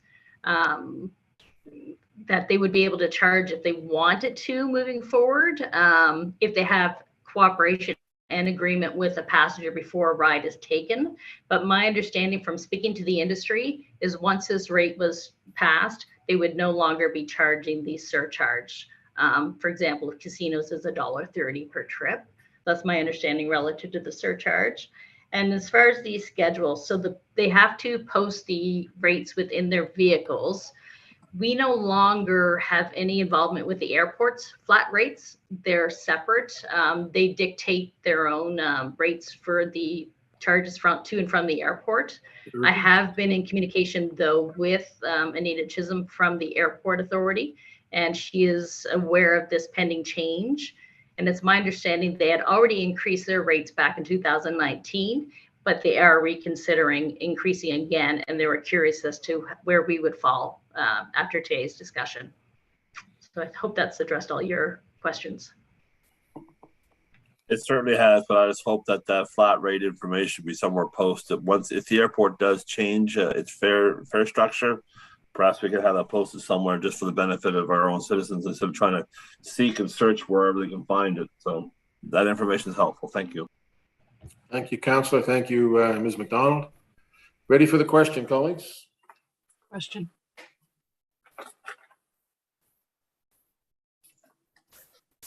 Beginning with Mayor Savage. In favor? 1, Councillor Daigle Gammon. In favor?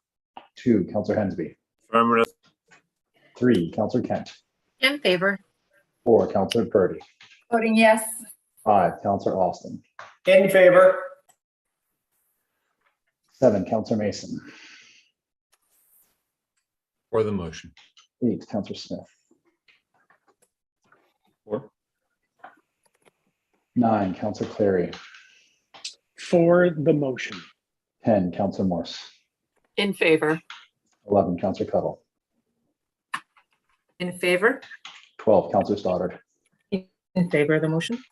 13, Deputy Mayor Lovelace. Voting yes. 14, Councillor Blackburn. Voting in favor of the motion. 15, Councillor Russell. In favor. 16, Councillor Outhead. Yes. Thank you. That carries. Thank you, Councillor Mason. We're going to move to Audit and Finance. 15.2.1 amendments respecting reserve funding. Councillor Russell, did you want to bring this one forward?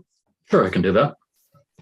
I move that Halifax Regional Council, no, that's the wrong one. I move that Halifax Regional Council adopt the amendments to Administrative Order 2014-015-ADM, the Financial Reserves Administrative Order as set out in Attachment 2 of the staff report dated March 9th, 2022.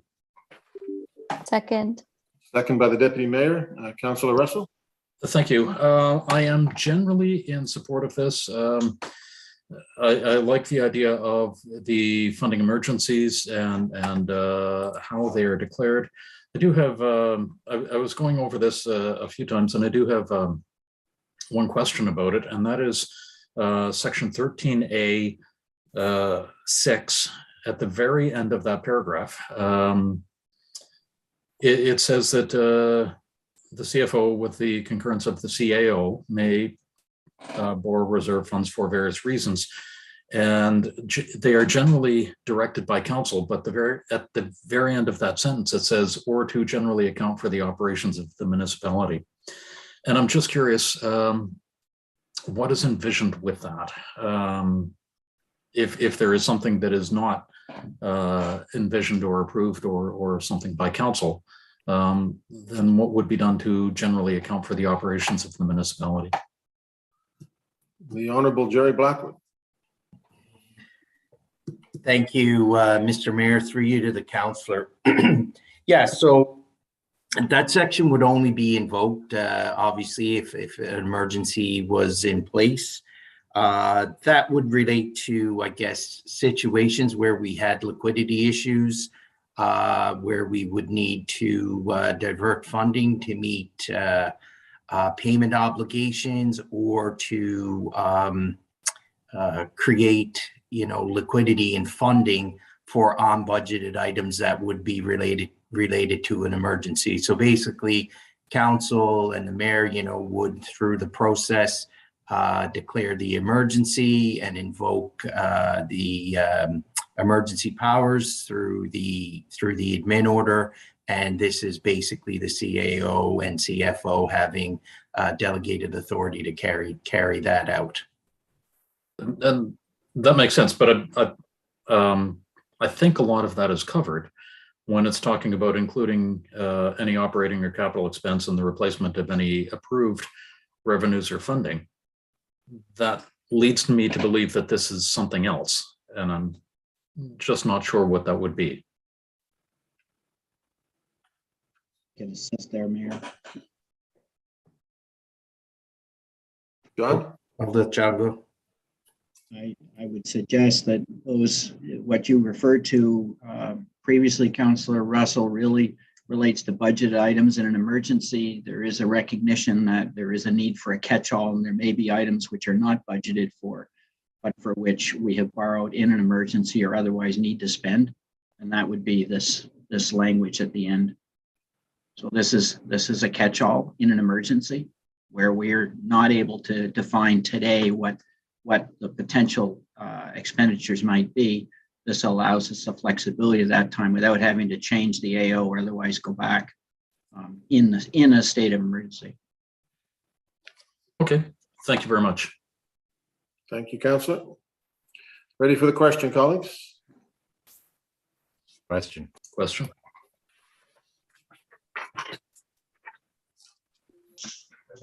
Beginning with District 1, Councillor Daigle Gammon. Voting in favor. 2, Councillor Hensby. Affirmative. 3, Councillor Kent. In favor. 4, Councillor Purdy. Voting yes. 5, Councillor Austin. In favor. 6, Councillor Mancini. 7, Councillor Mason. For the motion. 8, Councillor Smith. Councillor Smith. 4 for the motion. Thank you. 9, Councillor Clary. Yes. 10, Councillor Morse. In favor. 11, Councillor Cuttle. In favor. 12, Councillor Stoddard. In favor of the motion. 13, Deputy Mayor Lovelace. Voting yes. 14, Councillor Blackburn. Voting in favor of the motion. 15, Councillor Russell. In favor. 16, Councillor Otit. Voting yes. Mayor Savage. In favor? Thank you.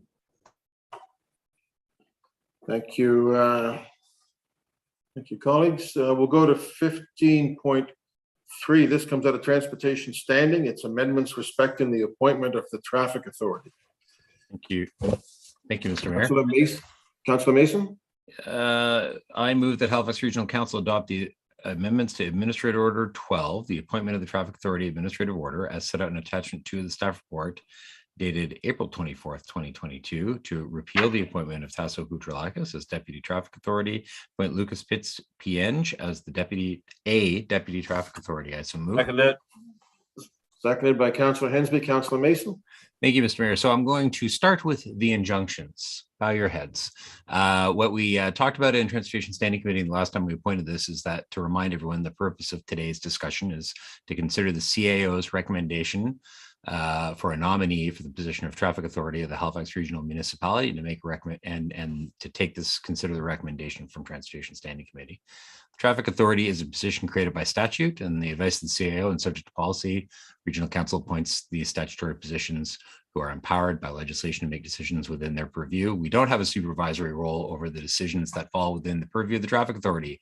We cannot usurp the power of the Traffic Authority, which is funny because certainly the people on Twitter think we can. Under the Motor Vehicle Act, the Traffic Authority is given extensive responsibilities for the regulation of traffic within municipal streets. The definition of traffic includes pedestrians, vehicles, and other conveyances, either singly or together while using the street for the purpose of travel. So as I asked the committee, I'd asked my colleagues today to restrict yourselves to questions and comments related to the appointment and the exercising of that statutory power. If we move into, if people want to ask about employment history or that kind of thing, that we'd either have to go in camera or it would be rolled out of order by the mayor. So I was, it came to us quite late and we didn't have a lot of time to talk about it. And members of the committee may have more questions, but we did briefly chat with Mr. Pitts. We only got the nomination the day of the Transportation Standing Committee meeting, but we decided to go ahead with it. And so far, based on his work, not as a traffic authority, but as the traffic engineer, the manager, and the conversations I've already had with him via email about some hot button issues, I feel quite confident that this is a good choice. And in fact, I'll just make the joke publicly that I made privately, which is around things like bike lanes and some of that stuff. I have been joking for years that if we need to hire someone from BC where these things are normal rather than exceptional, we should do so. And here's Lucas. This is great. We actually did it. I mean, I was joking, but that's what's happening. So I strongly support this appointment, and I look forward to the discussion at council. Thank you, Mr. Mayor. Thank you. Councillor Cuttle, yes, I think so. Councillor Cuttle. Yeah, thank you, Mr. Mayor. Thank you for that introduction, Councillor Mason, putting some context around this, because my question was about the process. Normally when we do appointments around personnel matters, it's in camera, and I'm just wondering why this one is happening on the main agenda and not in camera. If there is an opportunity, I'm wondering if we could have an in-camera discussion about this. Well, it's always council's prerogative to go in camera to have a discussion, councillor, if you want to move that. Yes, I would. I'd like to move that we move this to the in-camera portion of our agenda. Okay. Second for that? I'll second. Seconded, all in favor? Purdy. Seconded by Councillor Purdy. All in favor of moving this to in camera? It will probably be a little bit later, but we'll get to it. Aye. Aye. Opposed? Okay. So we will move this to the in-camera discussion. Mayor Savage, can I just get confirmation on that vote call? Was there any nay votes on that vote call? There was one nay. There was 2 nays, one from Councillor Cleary and one from Councillor Hensby. Can I confirm that those are the nays on that vote call? Thank you. Thank you. That'll be moved in camera. So we'll come back to that. Mr. Mayor, Councillor Traves. just a question for the mover. I think it was Councillor Cuttle. Did you have some questions for Mr. Pitts in camera, or would you prefer him not to be there? We can have a standby. Yeah, so I mean, I guess again around the process, I was just a little bit curious why this was happening on this part of the agenda and not on the in-camera section where we normally talk about personnel matters. I mean, could we ask him questions now, or now that we've moved this in camera, it's going? I think we're going in camera, then we'll have him there and you can ask him questions at that point. Okay, great. Thanks. Okay. Sorry, a bit of a point of order on that. It's important that the questions that are in camera are only questions that need to be in camera. So we're kind of in a place now where we potentially go in camera late in the day, and then any questions that aren't of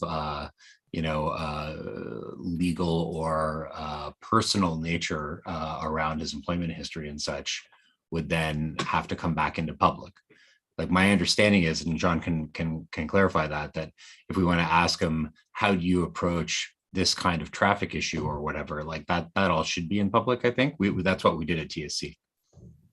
And Councilor Mason's correct. That's why we are here in public. Generally, the questions relate to the approach to enforcement and otherwise. But if there are questions around the individual's employment history or personal matters, then yes, certainly we can go in camera to discuss those. Councillor Cuttle, it's your intent to go in camera and ask those type of questions? Yeah. Okay. All right. There's nobody else wishing to speak on this anyway. So, Mr. Mayor, point of order, Tim, just quickly here. I mean, some and Wade just mentioned this quite well, but I mean, there are probably some questions for this individual that aren't going to be in camera. Could we not pose those questions now and then? Yes, but there's nobody in the list. Okay, and if that's decided that is the type of item that should be in camera, then we could vote to go in camera. So I'm just a little bit confused here if we really need to go into camera or not. If Councillor Cuddle could explain that. I mean, I don't think we're going to ask him necessarily about his resume as much as we're going to ask him about his approach to things. But can we just clarify that before we go go into in camera? Because I'm not convinced we might need to. Yeah, well, I mean, I think it's a little bit of both. I mean, this is a rather big position with authority, which, we're replacing, Tasso, who's been a longtime employee. I do have some questions related to his previous work and his resume. Okay. Okay, then that's fine. Thank you, Mayor. Thank you. Councillor Cleary, did you wish to speak before we go in camera? I do. Thank you, Mr. Mayor. So I assume Mr. Pitts is on the meeting with us here. And I would have questions. Probably the biggest one I have is around, now you could go back to as far as Ken Reassure and the infamous comment about people are safer crossing the street outside of a crosswalk than they are inside of a crosswalk. And so I guess, when you look at the attitude that people have towards the guidelines with which the Municipal Traffic Authority makes decisions, usually the guidelines from the Transportation Standing or the Transportation Association of Canada, TAC, or as we are a member of the National Association of City Transportation Officials, NACTO, do you regard either of those as being better applied in HRM? Because there is some overlap and consistency between them, but there are also points of contention. NACTO seems to be, in my view, more progressive in terms of urban environment, city building. And one of those concerns the proliferation of marked crosswalks. And I've talked to a number of our traffic engineers, and some have held the view that, in fact, if you have more marked crosswalks, drivers get desensitized to them and they become ineffective, and you're putting pedestrians at risk. Whereas NACTO, for example, specifically on their website, says that actually more crosswalks make pedestrians safer. So I'd like to know Mr. Pitts' thoughts on that question and, in general, NACTO versus TAC. All right, thank you for the question, and through the mayor to the councillor. I think it's a good question, and I think I know where it's going, and I'm not strictly a TAC guideline person. I am a believer in the nuances of transportation management and transportation planning. And, generally speaking, our job as staff is to take the wishes and the strategic direction of council and ensure that we are applying that in a manner that is safe for all road users. And so NACTO certainly is more focused on the urban environment and has different recommendations or guidelines as opposed to TAC.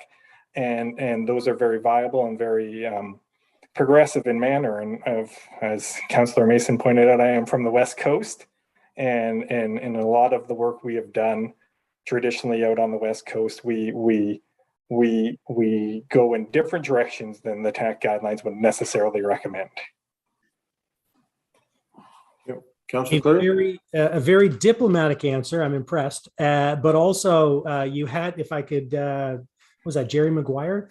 You had me at you'll follow council direction. I'm voting yes. Thank you very much.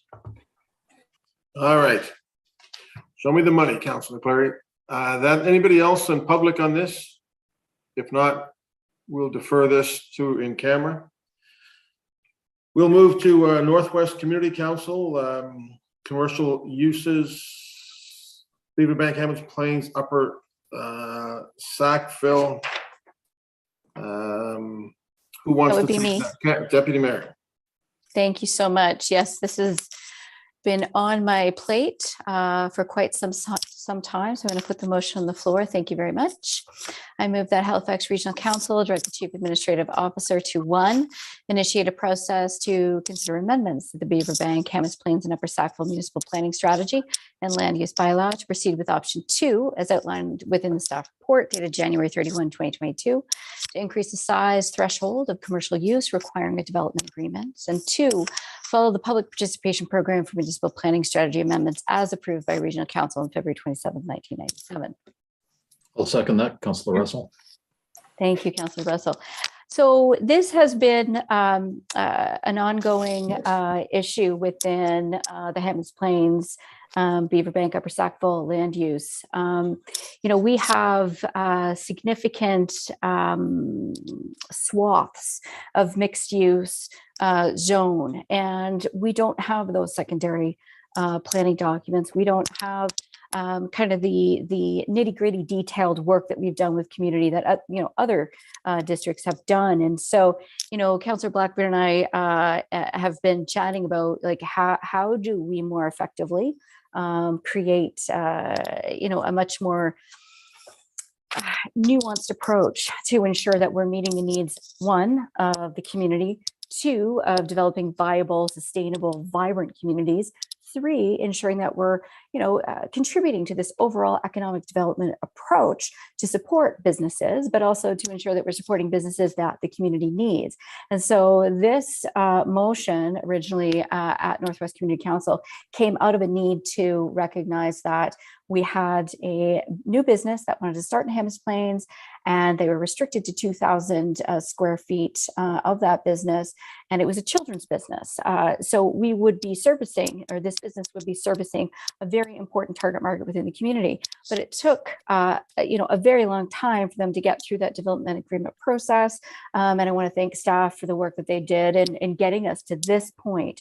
I am going to ask you, please, to defeat this motion because Carl Purvis and I have had some chats about how do we actually more effectively recognize the large space that this mixed use zone is actually creating within our communities for District 14 and District 13, but also at the same time focus the conversation with community and not necessarily change the size, but more effectively change how we work with the categories, change how we work with the community, and focus more importantly, focus on these communities that are developing.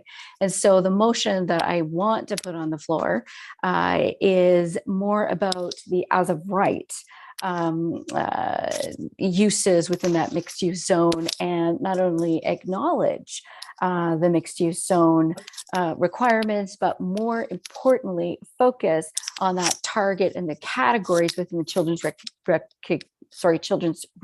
recreation, the development activities that are actually happening, and the risks that come with those high impact businesses. So those are the ones that create the odors. Those are the ones that, have a large number of visitors or really bright lights, lots of traffic and that kind of thing. So really we're trying to create more of a matrix. And so rather than just saying, "Ooh, let's increase the size," I think we need to have a much more specific approach because we don't have that secondary planning, and we don't even have a functional plan, for Beaverbank Road, for Hammond Plains Road, and so all of these mixed-use commercial as of right developments are just happening, and so it's a little bit of a Wild West. So I'm hoping to put some parameters around that. Thank you. So the deputy mayor is suggesting that we defeat this motion, and you're going to bring back a motion that you've obviously socialized a bit with staff. Yes, sir. Yes. Okay. I don't see anybody on the list. So we're ready for the motion that the deputy mayor is giving us advice on. Ready for the question? Question.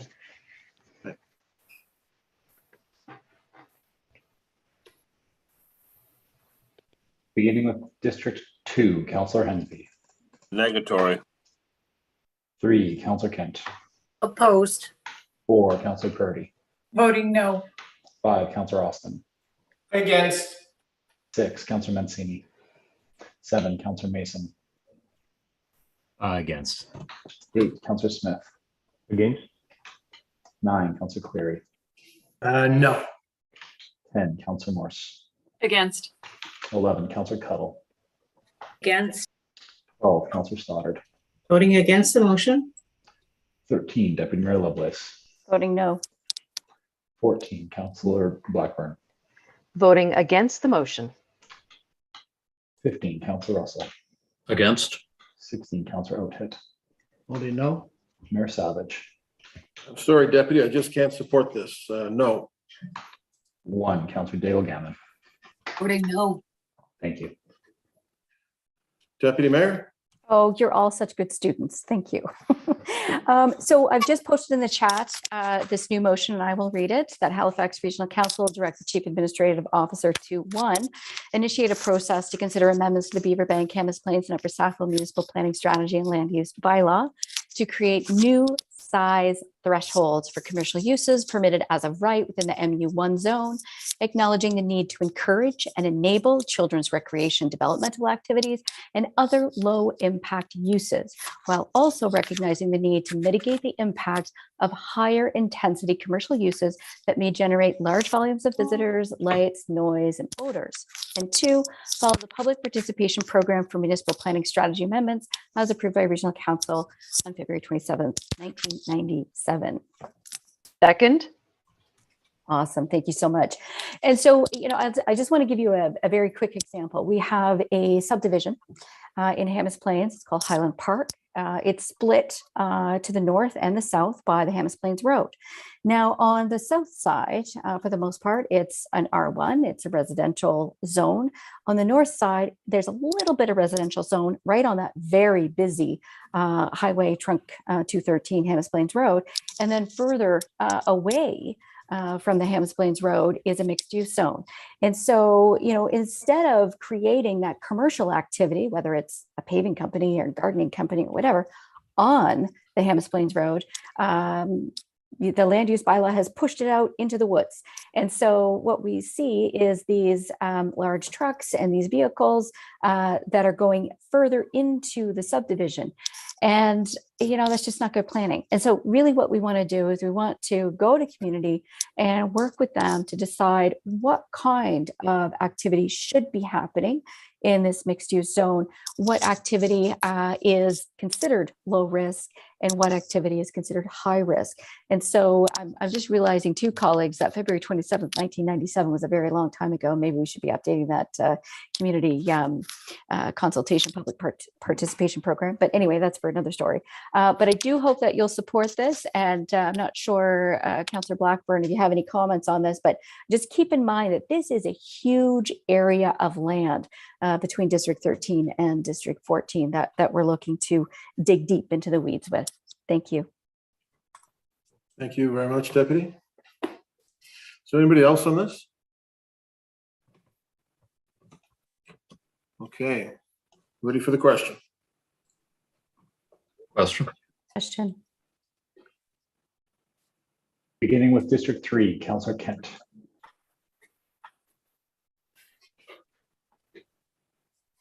In favor. 4, Councillor Purdy. Voting yes. 5, Councillor Austin. In favor. 6, Councillor Mancini. 7, Councillor Mason. In favor. 8, Councillor Smith. 4. 9, Councillor Cleary. Yes. 10, Councillor Morse. In favor. 11, Councillor Cuttle. In favor. 12, Councillor Stoddard. In favor of the motion. 13, Deputy Mayor Lovelace. Yipperdoodle. Yes, thank you. 14, Councillor Blackburn. Voting in favor of the motion. 15, Councillor Russell. In favor. 16, Councillor Oathit. Voting yes. Mayor Savage. Yes. 1, Councillor Dale Gammon. In favor. And 2, Councillor Hensby. Affirmative. Thank you. That carries. Thank you, Deputy Mayor. Item 15.5 out of Grants Committee is less than market value lease Lions Club of Sackville. This requires 2/3 vote. Councillor Russell. Thank you very much. I'd like to move that Halifax Regional Council approve a less than market value lease agreement with the Lions Club of Sackville for PID 400-14599 at 101 Old Beaverbank Road, as per the key terms and conditions set out in Table 1 in the discussion section of the staff report dated March 5th, 2022, and authorize the mayor and municipal clerk to execute the approved less than market value lease agreement. Second. Councillor Russell. Thank you very much. This is something that should be fairly straightforward. We have had a less than market value lease for a number of properties around, and this is one of them. This time the renewal took a long time to come to this point, and part of the reason for that is because we have recently added the Sackville Greenway Trail behind the Lions Club, and we are looking to build an accessible trailhead behind the property. So there's the provincial property on both sides and the Sackville Greenway Trail behind it. That took a little bit of juggling, but I'm thrilled that we are where we are, and I'm sure the Lions are going to be thrilled to hear that this is at this point, and I would simply look for your support with this. Thank you. Thank you, Councillor. Anybody else? I see the brilliant John Dalton has joined us, but may not be required. So ready for the question, colleagues? Question. There is no question that John Dalton is required. Ready for the question. Beginning with District 4, Councillor Purdy. Voting yes. 5, Councillor Austin. In favor. 7, Councillor Mason. In favor. 8, Councillor Smith. 4. 9, Councillor Cleary. Yes. 10, Councillor Morse. In favor. 11, Councillor Cuttle. In favor? 12, Councillor Stoddard. In favor of the motion? 13, Deputy Mayor Lovelace. Voting yes. 14, Councillor Blackburn. Voting in favor of the motion. 15, Councillor Russell. In favor. 16, Councillor Oathit. Voting yes. Mayor Savage. Yes. 1, Councillor Daigle Gannon. In favor. 2, Councillor Hensby. Affirmative. And 3, Councillor Kent. In favor. Thank you. That's carried. Thank you, Councillor Russell. Thank you very much, everyone. Good luck to the Lions Club. I'm sure they'll do very well. Members of council, so 15.5.2 has passed on consent. That's the special events grants report.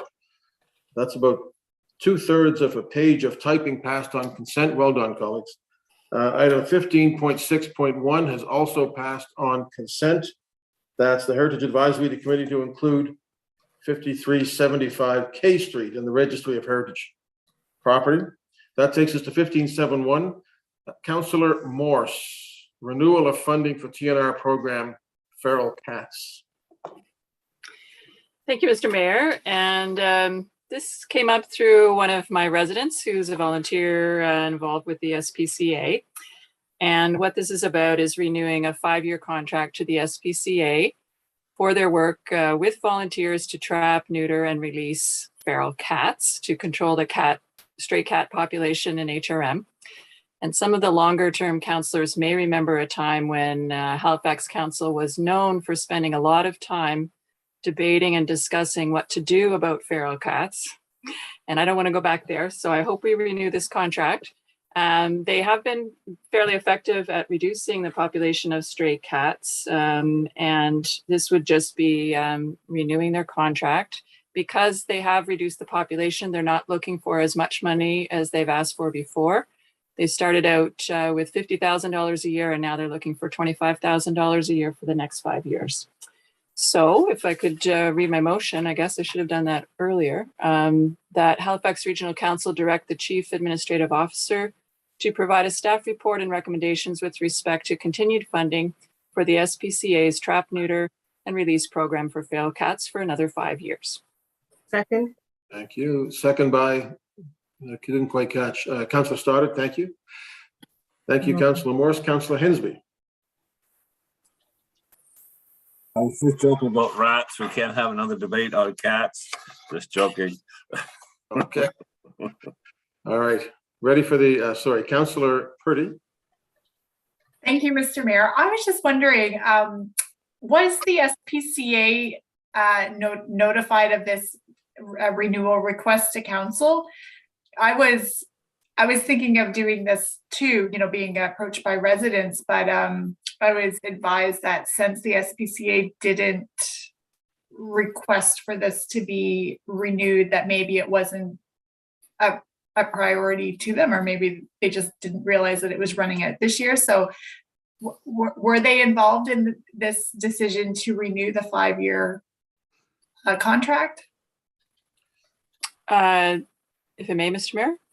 Please, Councillor Morris. Okay, yes, I have been working with Marnie Tuttle at SPCA, and they did a report summarizing their work, and this motion is based on that report and her recommendations. Okay. It just needs to come to council to renew this 5-year contract. Okay, perfect. Thanks. Thank you. Gotta love Marty too. Ready for the question, colleagues? Question.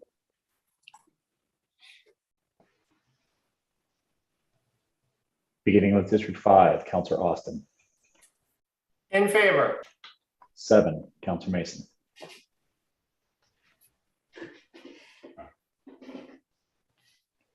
For the motion. 8, Councillor Smith. 4. 9, Councillor Cleary. Yes. 10, Councillor Morse. In favor. 11, Councillor Tuttle. In favor. 12, Councillor Stoddard. In favor of the motion.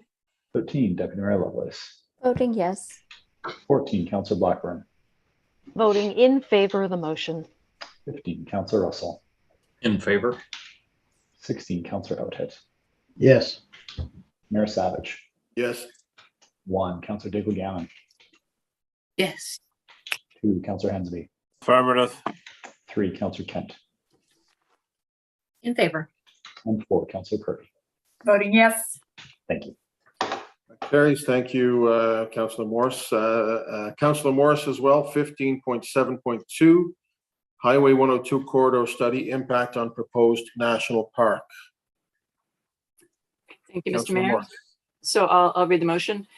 I move that Halifax Regional Council direct the Chief Administrative Officer to require the Highway 102 corridor studies to consider the relationship to the potential Blue Mountain Birch Cove Wilderness Park, including where and how land should be protected to maintain the full functioning and extent of environmental, recreational, cultural, and other features of significance.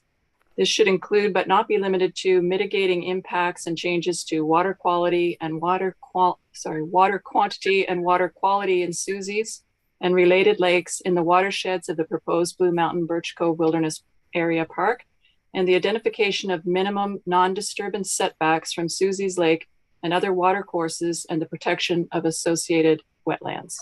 Second. Thank you, Yeah, colleagues. thank you. That was Councillor Morris. So this is about revisiting a discussion we had a few weeks ago, where we voted to exclude this particular study from the other studies that were to be funded by the province.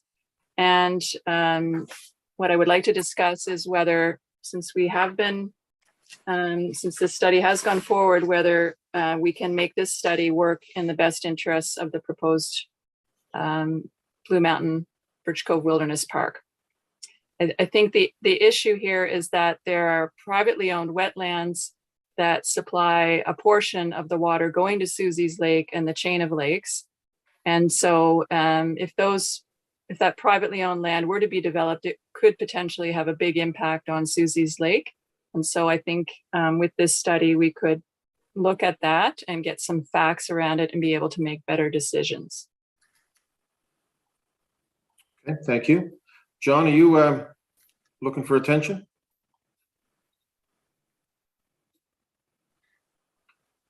Unless there's a question. I thought your hand was up. I'm sorry. Okay, Councillor, Deputy Mayor. Yes, thank you, Mr. Mayor. I would actually like to bring us in camera to receive legal advice so that we can determine the way forward on this motion, if I may, Mr. Mayor. Okay, let me just see who else wants to speak in public, and then we can come back and vote on that motion, Deputy Mayor. Okay. Councillor Hensby.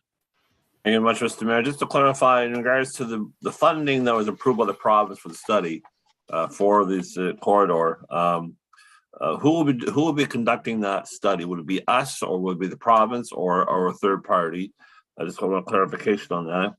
And will that study also look at possible points of entry in regards to interchange opportunities to access lands, not just for the parkland, but for potential development sites? Because we have a problem now, people parking on the side of the highway to get access to these lands for recreational use. We need to have some proper access points off the highway. And the only way to get in there is by interchange. And I think we cannot ignore that. So I want to make sure that these studies are going to look at optimal areas of egress into the area, into the parkland area, instead of parking on the side of the 102 highway. So I wonder if those studies will be taking those into account or not. Well, I could answer that. The RFP is being drawn up by the planning staff now. So it's going to be described by HRM in terms of the parameters of the study. And the reason that there's some wording in there about recreation is that we want to make sure when we're looking at the water issues and the environmental issues, we're also looking at potential access points. Thank you. Okay, Councillor Hensby. Thank you very much. Thank you. Councillor Austin. Thank you, Mr. Mayor. I just want to thank Councillor Morris for bringing this forward. Majority of council didn't want to proceed with this. We had concerns about this one when it was brought forward and as part of our budget deliberations, but we've been saddled with it, and so it's a good idea to try and make this into something that we're more comfortable with. So just wanted to thank her for her initiative on this. I think it's the best approach given the current situation. Thank you. Thank you. Councillor Stoddard.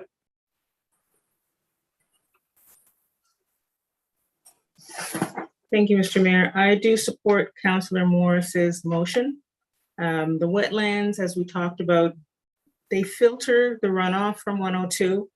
They also, if the water was redirected, it would probably go to Kearney Lake into the quarry lands, which would also end up filtering into Kearney Lake Road. So I think it's very important that we look at the effects that removing this wetland would do. And I support her, and I look forward to hearing what my fellow colleagues have to say. Thank you. Thank you. Councillor Mason. Thank you, Mr. Mayor. So yeah, I want to thank Councillor Morris for bringing this forward and working so diligently on this file. And we're going to have a probably pretty robust in-camera conversation, but I think that it's important to recognize that the province is moving ahead and they've changed these laws and they've directed that things happen. But as and when we have any kind of ability to influence and control, I think it's really important that we try and use these resources that have been made available to us in this direction that's been made to do the work that has been haunting some of our residents, dividing some communities, what is ecologically sensitive and what in these areas that are adjacent to parks and are identified as ecologically sensitive, what can be developed on. And I think this is an opportunity to once and for all figure out where's a go and where's a no-go. But that doesn't mean, we got to make sure that these reports are being done that way. Certainly I've been hearing from some folks in the community that a application development study like this results in everybody just bulldozing everything and building whatever they want. That's been the pattern historically going back to the 50s, 60s, and 70s. So getting some comfort that we can really look at this through the ecological lens and find out, what is the best option here, what is actually available for development. I strongly support that. And I think that that's a lens that this council should require that these reports apply. Thank you, Mr. Mayor. Thank you. Deputy Mayor, do you want to move that we go in camera on this? Yes, Mr. Mayor, I do wish to move that we go in camera. Thank you. Thank you. Seconded by Councillor Cuddle. All those in favor signify by saying aye or raising your hand or both. Aye. Aye. Those who are opposed. That was unanimous, Ian. Okay, so we have two things in camera. We have Councillor, under motions, Councillor, colleagues, it's 5:10. I propose we keep going until, at least for now, until we finish the meeting. We'll probably be going in camera shortly. We can take a short break, but we can discuss it then. Councillor Cuttle, motions. Councillor Cuttle. Can I jump in before we do that, Mr. Mayor, really quickly? Councillor Smith, yeah. Yeah, I just last time we had a meeting, we went pretty long, and I feel for the staff who didn't have a chance to have supper. So it'd be great if we could do a supper break, even if it's just for a half hour, just so staff can have a quick break if we need them for later. What I hear from staff is that they want to get done and go back to their life. So I'm more inclined to, unless it's going to take us hours in camera. Right, as long as it doesn't take hours, because I don't want to replay what happened last time. And that was, I was about to jump in as well, and I see Jacques got his hand up too. Last time we went till 8:30 without letting staff have dinner, and I will never, I can't let that happen again. So to me, if we really think we can get through this very complex series of conversations we're about to have in like 20-30 minutes, sure, but if it goes longer than that, we got to take a dinner break. It's just not right. Thank you, Mr. Mayor. Councillor Cuttle. Yeah, and we didn't get dinner either, so I think we were all really tired at the end of that. So I'm all for dinner. Yeah, motion. I move that Halifax Regional Council direct the Chief Administrative Officer to provide a staff report with corresponding amendments to Administrative Order 2018-003 ADM, the Private Road Maintenance Cost Recovery Administration Order, the purpose of which is to include procedures for private road area rates to be approved in instances where the road ownership cannot be determined. Second by the deputy, Councillor Cuttle. Yeah, thank you, Councillor Lovelace, for that second. This comes out of an issue here in District 11 where we have a private road. A group has come together to form an area rate for the clearing of that road, but there is a portion of it that we can't find the ownership for. So even though we know before and after who owns the road, we can't move ahead with forming the area rate until we approve this motion, so that we can move ahead, even though we have this small section that seems to be common land with no ownership on it. So I just please ask for your support on this one, so this community group can get on with taking over the clearing and maintenance of their road. Thank you. Thank you. If there's nobody else, we'll go to the votes. Question.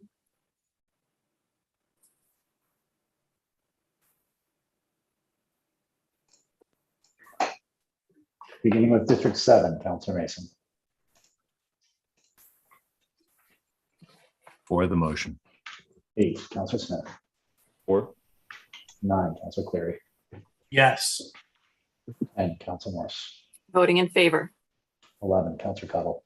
In favor. 12, Councillor Stoddard. In favor of the motion. 13, Deputy Mayor Lovelace. Voting yes. 14, Councillor Buckner. Voting in favor of the motion. 15, Councillor Russell. In favor. 16, Councillor Outhead. Yes. Mayor Savage. In favor. 1, Councillor Digley Gammon. In favor. 2, Counselor Hensby. Affirmative. 3, Counselor Kent.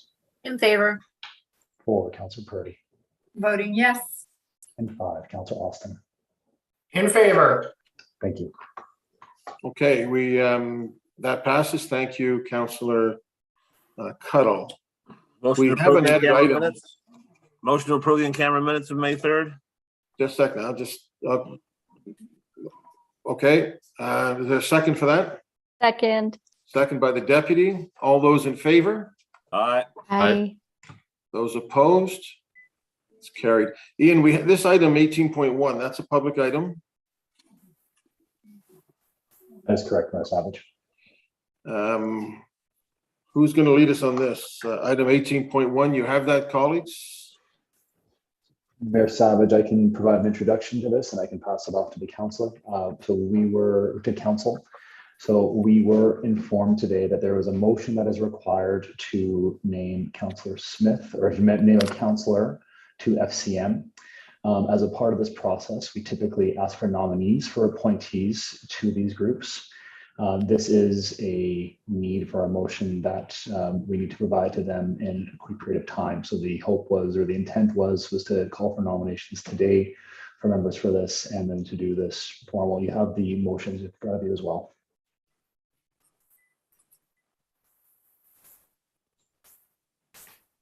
Happy to make the motion. That's before us, Mr. Mayor. Deputy Mayor.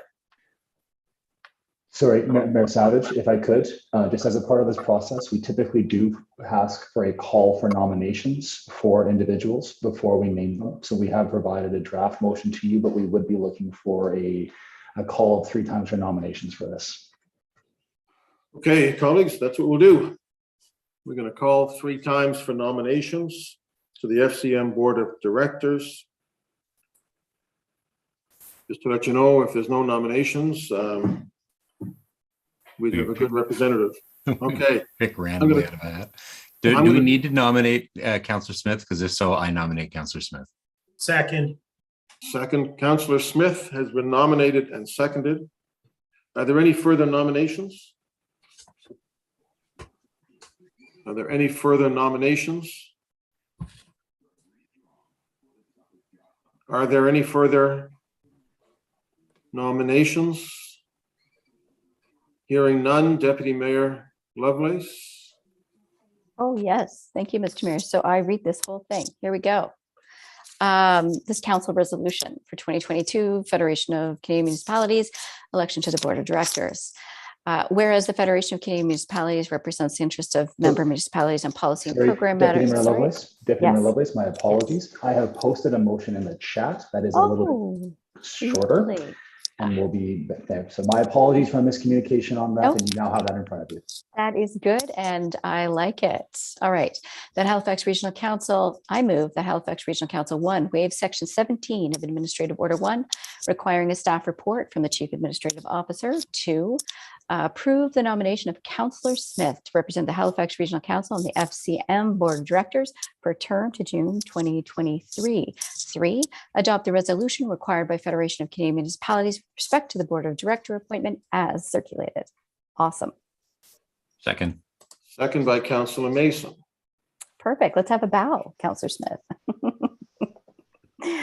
Awesome. Should we just call for the question? Councillor Smith to speak. Don't tell me you're pulling out. No, just really, Lisa, I knew you would get a chuckle over that. Really quickly, just want to say thank you to colleagues and for folks who might not be aware, I've been on FCM now for about 1.5 years, might be 2 years now, thanks to the gracious Bill Carson who asked me to step up. So currently I sit on a few standing committees, but also chair the anti-racism and equity and anti-racism standing committee, which is undergoing a lot of new work for the FCM. And there's a few other federal pieces of work that's happening through FCM that I'm happy to support. Also hoping that our mayor continues to serve. How long is your term for the Big City Mayor Caucus? 32 years. 2 years. So, all right, well, get to serve with our mayor and look forward to attending Regina next month with the colleagues as well with the annual AGM, which will be in person this time. Thank you, Councillor Smith. Very good representative. Ready for the question, colleagues? Question. Beginning with District 8, Councillor Smith. 4. 9, Councillor Clary. Absolutely. 10, Councillor Morse. In favor. 11, Councillor Cuttle. In favor? 12, Councillor Stoddard. In favor of the motion. 13, Deputy Mayor Lovelace. Voting yes. 14, Councillor Blackburn. Voting in favor of the motion. 15, Councillor Russell. In favor? 16, Councillor Outhit. Yes.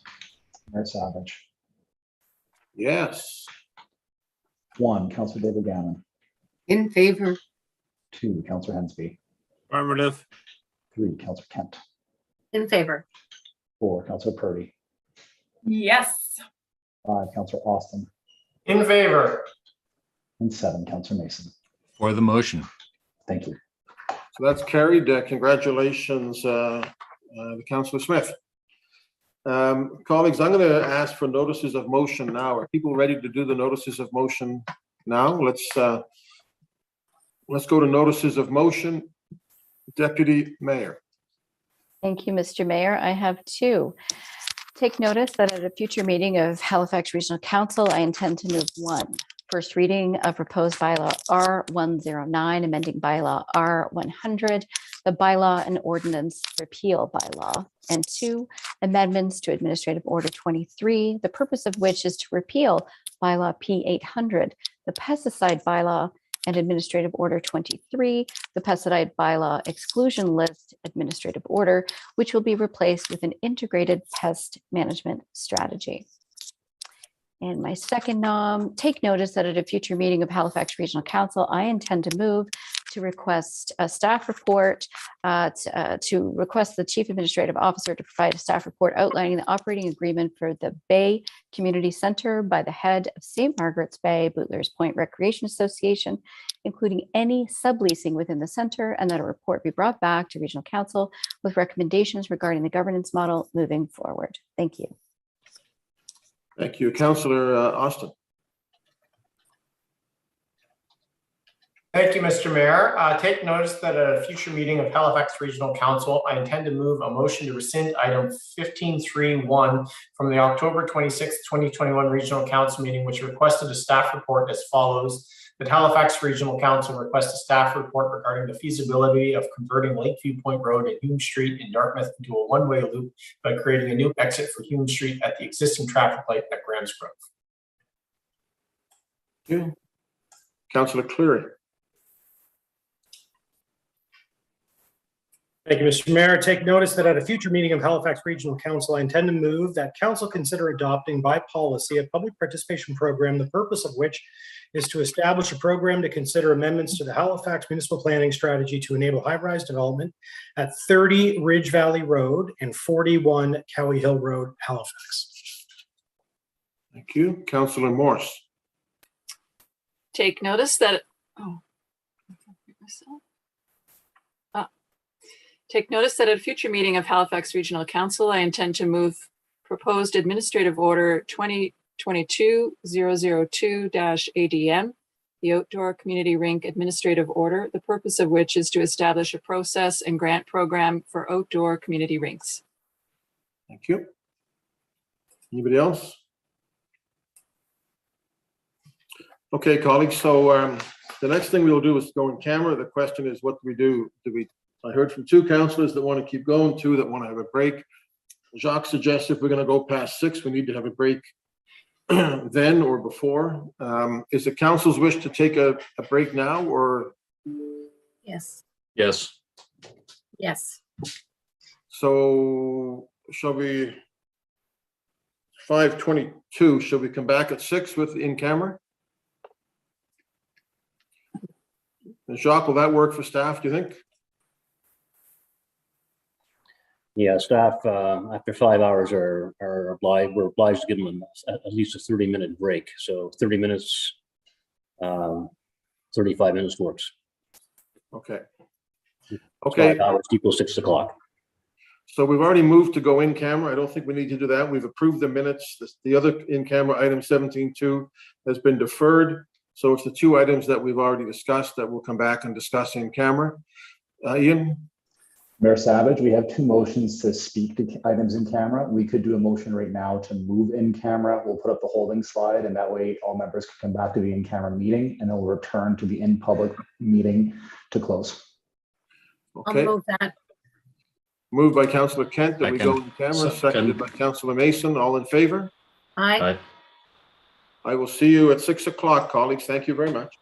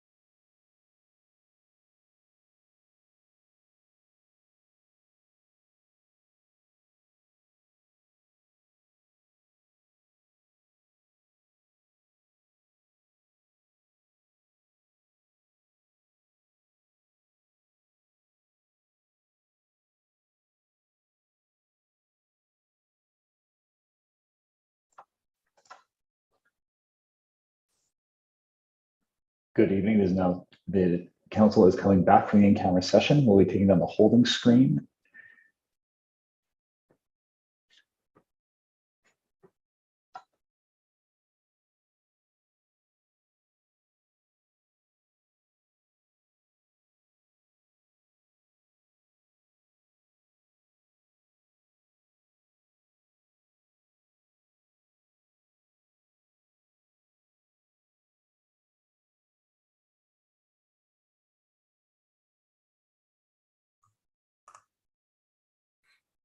Ian, you always look so serious.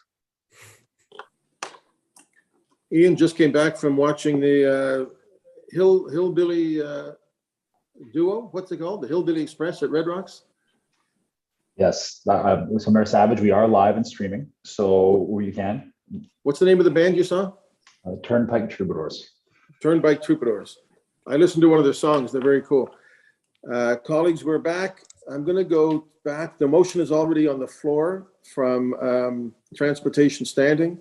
15.3.1, the appointment of the Traffic Authority.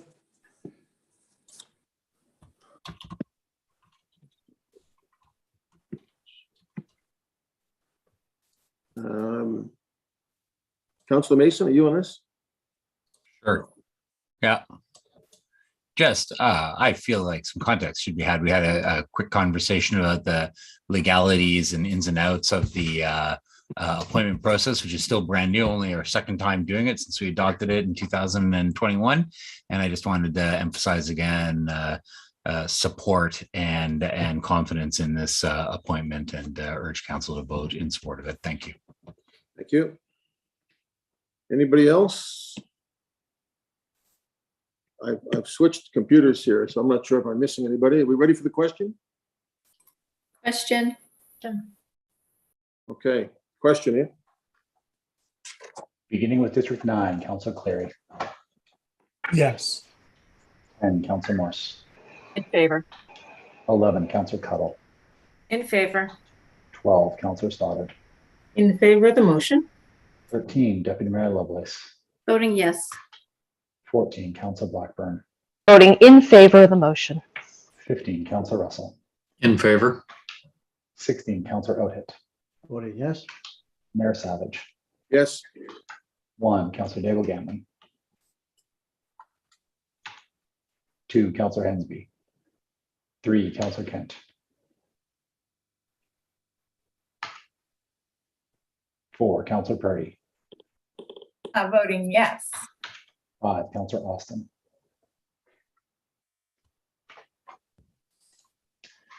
7, Councillor Mason. For the motion. 8, Councillor Smith. 4. Councillor Kent. In favor. Thank you. And Councillor Austin.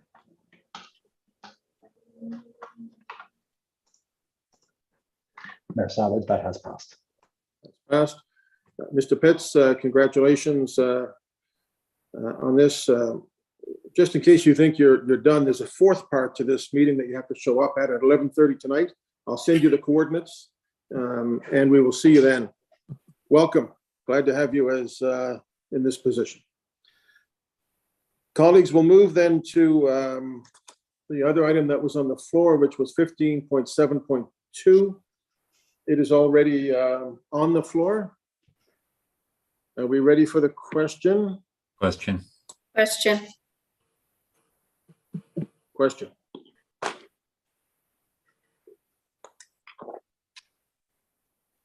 Beginning with District 10, Councillor Morse. Voting in favor. 11, Councillor Cuttle. In favor. 12, Councillor Stoddard. In favor of the motion. 13, Deputy Mayor Lovelace. Voting yes. 14, Councillor Blackburn.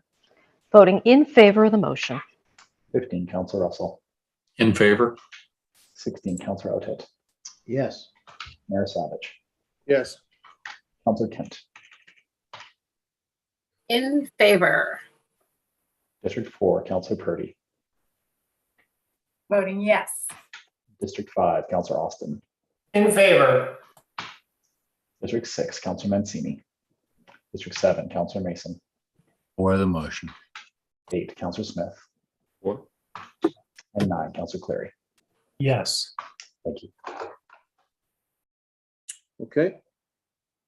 Thank you, folks. That's passed.